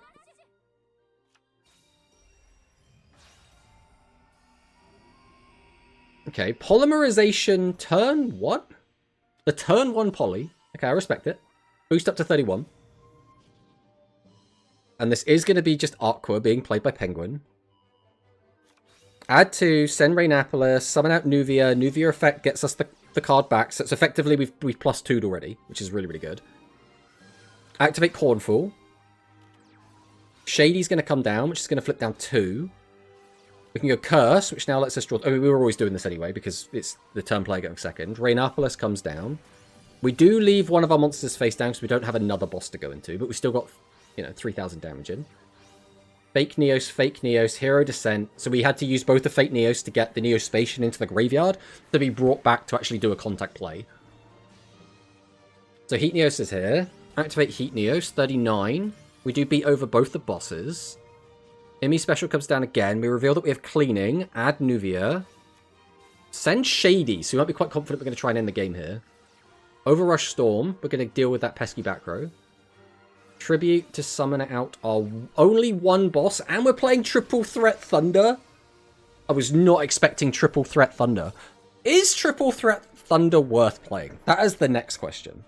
Is it worth using? I mean, maybe. Like, in that situation, it was what gave us lethal. So, yeah?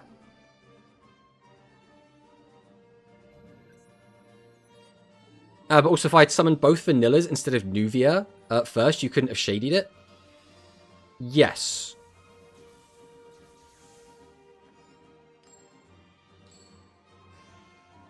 Because I was trying to kill the back row, I just summoned the wrong monster. Well, that's not ideal. Hello, Pokemaster Ian. It's a one of, maybe not. But it's only one that you can only play 1, right? But occasionally it will just let you win the game. So it's like... Is this the ever faithful? Is this Heaven Vic Viper?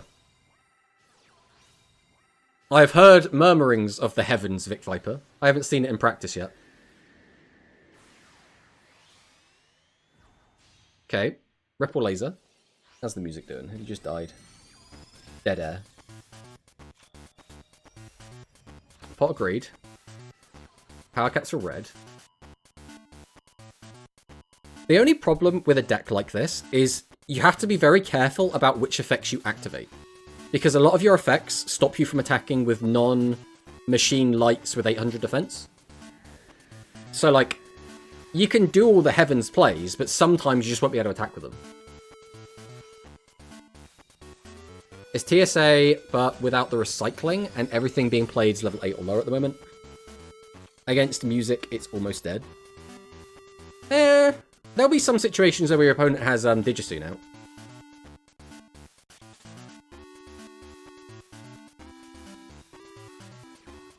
Right, Power Cats are red. Just another +2. We're loving all the +2s that we're seeing today. Well, it's a +1, really, but you know what I mean. Trap Hole comes down. We go Gradius, we go Multiple, we Contact. Ripple comes down. Vic Viper, Ripple Laser. Reduce the attack. Beginning. We send, get back 2 material. So we're going to go straight into full custom.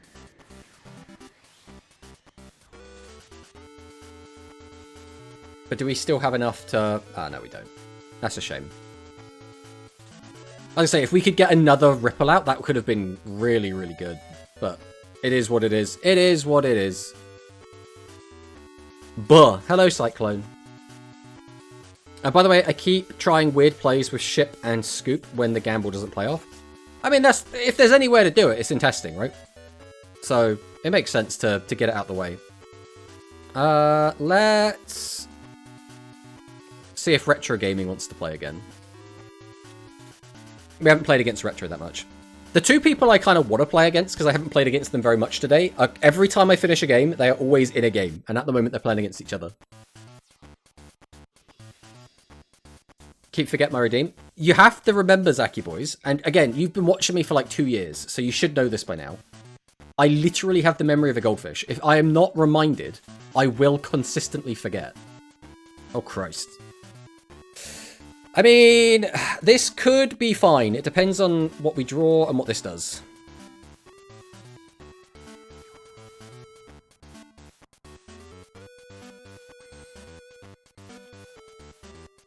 I mean, we have to just... We can't do that. Now, did he brick? Or... like, he's got 3 in hand. The logic is, if you keep 2 in hand, I could use Dolphin to get 1 out.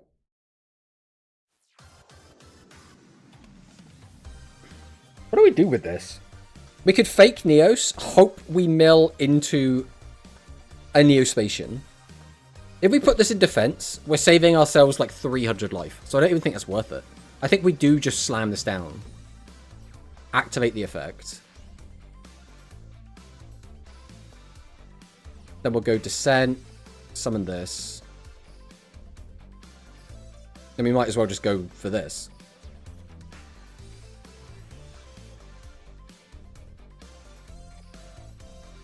We'll set. Activate the effect to maximize. Unfortunately, we did not get what we wanted in the bin, which is a shame, but it is what it is. We'll go to battle, and we will just swing. Oh, do not tell me it's widespread, bro. Of all the cards it could have been, widespread? No way. No way. Wait, we're watching for 2 years? Watch time stats, followage. We don't have any bots here. Well, we have a bot, but it's not particularly helpful. Trying to make something spicy. Okay, but Slime. Slime is completely fine. Saved 100 life points and lost the trap card. We're fine with this.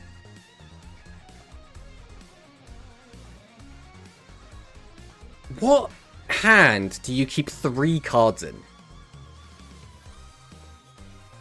Maybe we're playing Neos and Tantalum? Or it could just be like 3 Neos? It had to be 3 high levels, right? Surely you'd set stuff otherwise.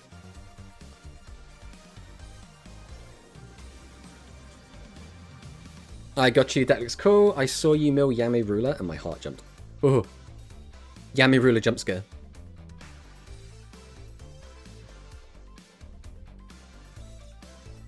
Okay, we're going to go for a 33% pop. We hit Curse. That's not a bad pop. I'm so confused as to what we kept in our hand when all the cards we have seen have been completely fine cards to just slap on the board. We send that, we reduce the attack of this, we add Fusion. Is the last card in hand Clayman? Nope. Okay, well with this hand, we'll start out with Circulation. We're going to send one of these, because I might summon the Sparkman, depending on what we draw. Don't need you. Do we have... Here we do. Okay, so we'll activate this. Send both of these.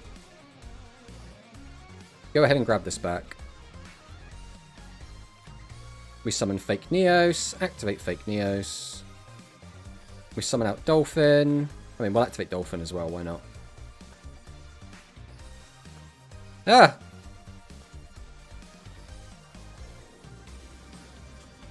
We go 1, we go 2, we summon this out. Pulse Neos effect. Pop this. We go order, bring back regular Neos. I mean, we don't need to spin plates. We'll just go battle. Boom kaboom. Alright, let's see if any of the other boys are free. We can actually get a game against them. JD Scrub's here. We can play against JD Scrub. Let's go. Alright. It's time. It's time to get scrubbed on. The JD Scrub himself. Now, what deck is JD Scrub playing? Could be Mirror. Looks like it's probably a Mirror. This hand is okay. This hand is okay. It's nothing crazy, but it could be. Obviously, Pot of Greed could be anything. Okay, one card left in hand. We'll start out with Pog. No delay. We'll go Cirque. We send Neos. All the fake Neos in the world. Probably don't need 3 fake Neos. Is there a reason to keep this? Kind of. We don't have another way to get back. So I think we're going to send a fake Neos here.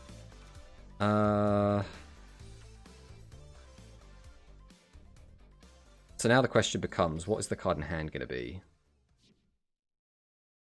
Right, let's summon fake Neos first. There is a delay. Activate the effect of fake Neos. That's fine. Then we'll summon out Aqua Dolphin. Now the question is, do we use Aqua Dolphin here?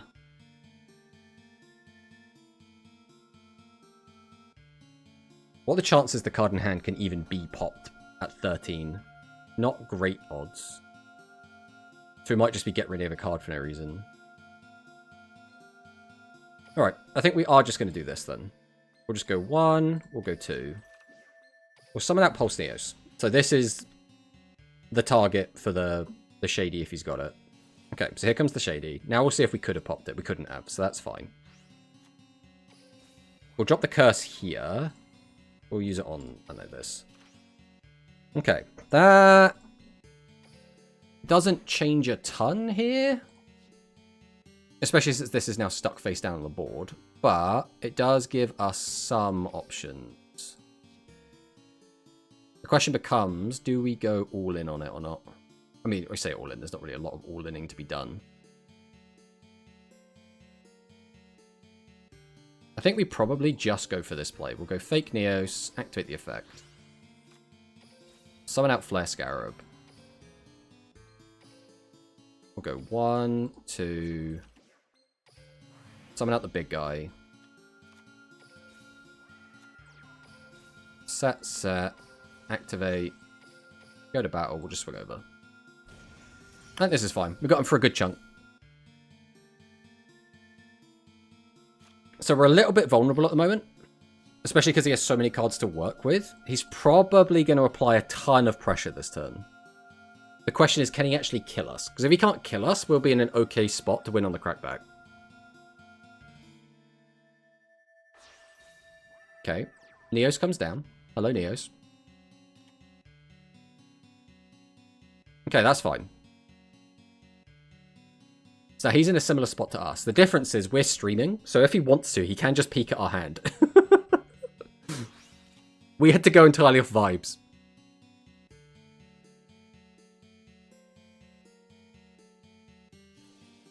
He is going to use it. Okay.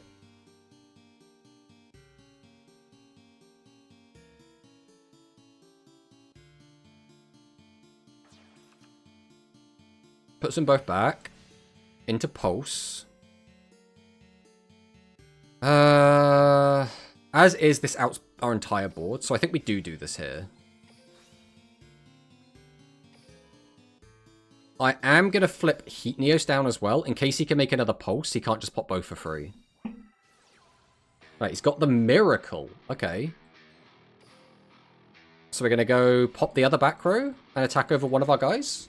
That's pretty good. That's pretty good. Hey, Icy, welcome, welcome on in, my friend. We're finally trying out the NEOS deck. I did see your NEOS video come out.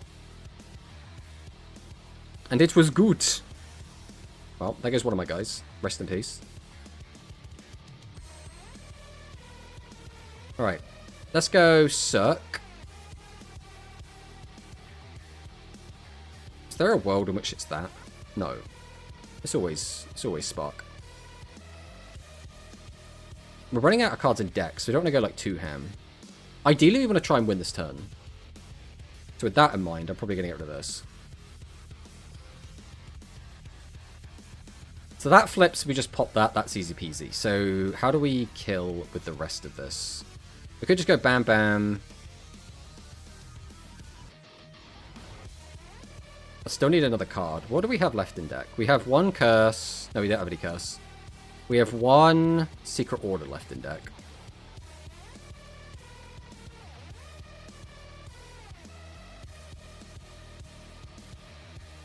If I activate this, I could get NEOS back. That's probably the safest play I've got. And then we keep this guy as just a 1300 attacker.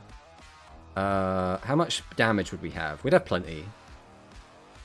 Alright, we'll go a Hero Descent. We'll attempt to bring back NEOS. We'll summon this. We'll go 1, 2 into this. Activate the effect. Get rid of this.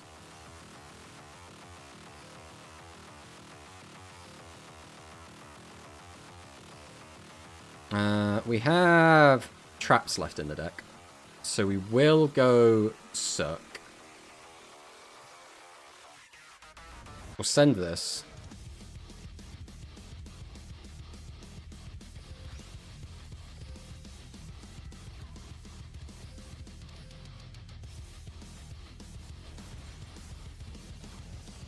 Okay. So we did that. I think we played that as best we could. We played around just in case he had a way to survive. Like, if he had like a random slime, we needed a way to survive it, right? So I think that did work out. I think we played that as well as we could have in trying to play around as much as we possibly could. So I'm quite happy with that. Cyclone's here. All right, let's go play against Cyclone Valley. The man, the myth, the legend himself. Yeah, GG's, JD Scrub. That was actually a really good one as well, because we got to... I haven't played against many heroes in the mirror, so being able to see that was pretty good. What's your thoughts? My thoughts are... The deck is really strong.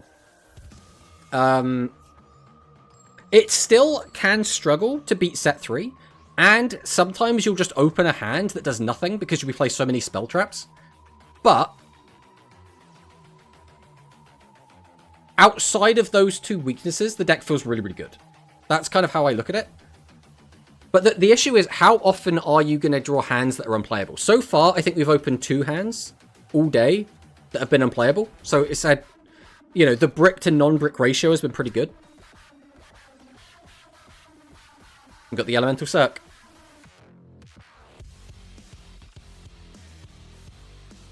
Why don't you use the Samurai that gives Pierce?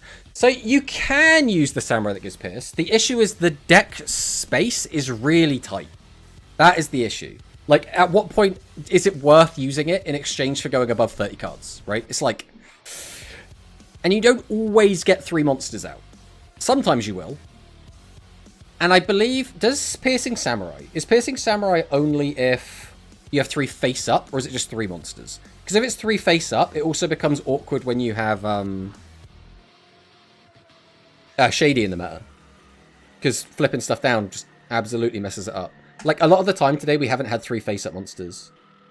Yeah, if you have 3 face up monsters on your field. So, you can, but I think it can make things a little bit awkward.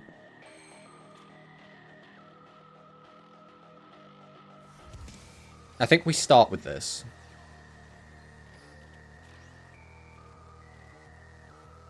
Then we'll go Cirque.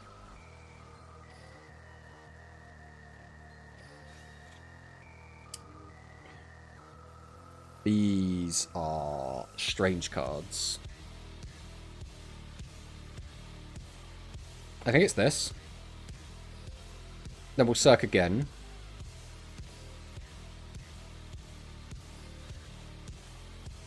A load of traps now? This is so awkward. We still don't have the vanilla. We don't have our spells to get our guys back. Right now, we're doing one play. Hope our opponent doesn't stop it. That is our current line. I think we actually get rid of Shady here. Just in case these draws are really bad.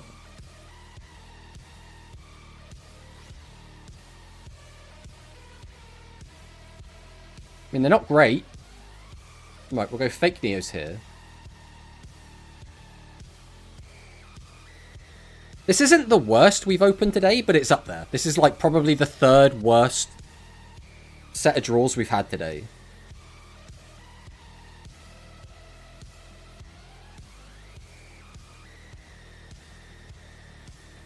There's nothing really better we could have done. I think some people have tried the Pierce spell. I think it's a little bit cope, to be honest. Right, we'll go for the fake Neos. That hasn't really changed anything. Then we'll go for the Flare Scarab.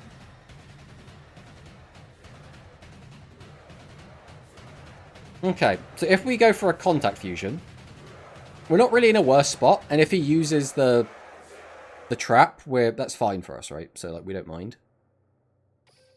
So I think we'll go for this. We'll see if he wants to use the trap card.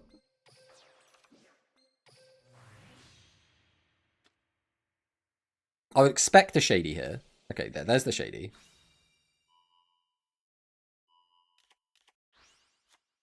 Then we'll go Sparky. We'll go for the Secret Order to summon from hand, which is never what you really want to do, but, you know, desperate times. We swing over this. And we swing over this. So, we're not in a great spot. There's a good chance that we don't get to do a lot here. We might just... If he's got, like, a really cracked hand, we could just die.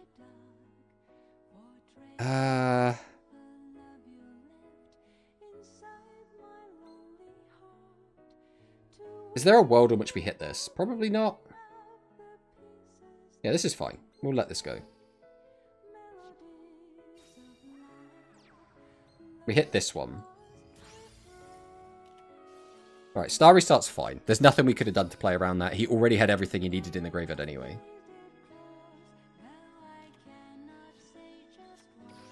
So you go into that, then we go into those, probably? Wait, why would we... Oh, we're going to go for the... If he has a face-down Miracle Fusion and another Fusion in... No, because he can just use the thing. So he'd have to send one. So he needs a Miracle Fusion. If he has Miracle Fusion as one of the last two cards, we're just dead. There's nothing we can do about that. Why is my Twitch in 360p? That's a you issue by the sounds of it, my friend. Hello, Mono, as well. I didn't know if you crept into the chat earlier. I've been a bit focused on what we're doing. Let's do an exclamation mark Mono in the chat. Piercing Samurai is bad because you cannot get it off the field. So the only way you can get it off the field is with, by tributing it with a Neos, right? And it's not great to have something stuck on the field, but if you're going for like a lethal push, it would be okay. But yeah, like we're saying, at what point is it better to just use a spell card instead, right? Because you can't get that stuck. Stop downloading GTA 6. I got the best internet I can. Okay, here's Flame Wingman.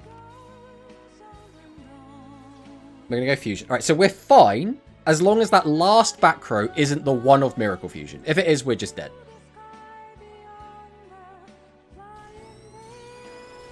Ow. Okay.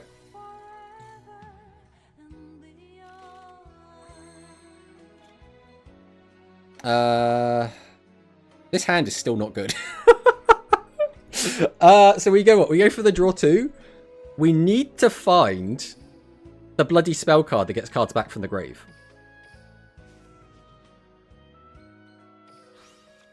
There it is. Finally we got it. Okay.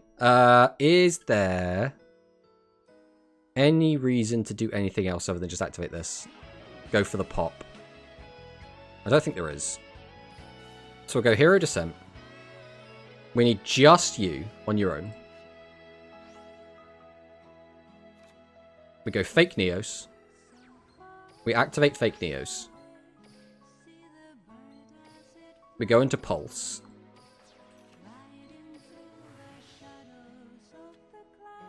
Activate Pulse. Get rid of this. Flip this up. Activate Secret Order. Set 1. Set 2. Activate. Alright. We did it. We got there. Oh man, if that last card was Miracle Fusion, we were so cooked. We were actually so cooked. All it took was one more card, and we were just unbelievably dead. But we got there. We got there. By the way, tomorrow I posted how Millennium looks since you asked last Sunday. Millennium? Which one's Millennium? Millennium. Let's have a look. Oh, Millenniumon. Right. God, that looks weird. That looks so weird. Alright. That is, though, we have already kind of run over. So that is going to be... Ah, my camera's gone. There I am, I'm back. So that is going to be the end of the stream. Unfortunately. Unfortunately. We did have a lot of fun. We got all the replays we need for a video. We got to test the deck quite a lot. I do think the deck is pretty good. I don't know how... It's a weird one. I think the deck is so tight for space. I think you need to play 3 Curse. I think you need to play 3 Hero Descent. I think you need to play 3 Secret Order. I think you need the 3 Cirques. And you want to have traps. So there's no room for anything else is the primary issue. But other than that, it's doing pretty good. It's doing pretty good. But thank you guys for watching. We will be back again on Sunday, and Sunday will be more Duel Links. There will not be a Digimon stream this week because, you know, it's the new Duel Links content. We're going to be doing the new Duel Links stuff. We're probably going to be moving on to Aquas. So we're going to be doing Aquas on Sunday. But thank you guys so much for watching. It's been a blast, and I'll see you next time. Goodbye!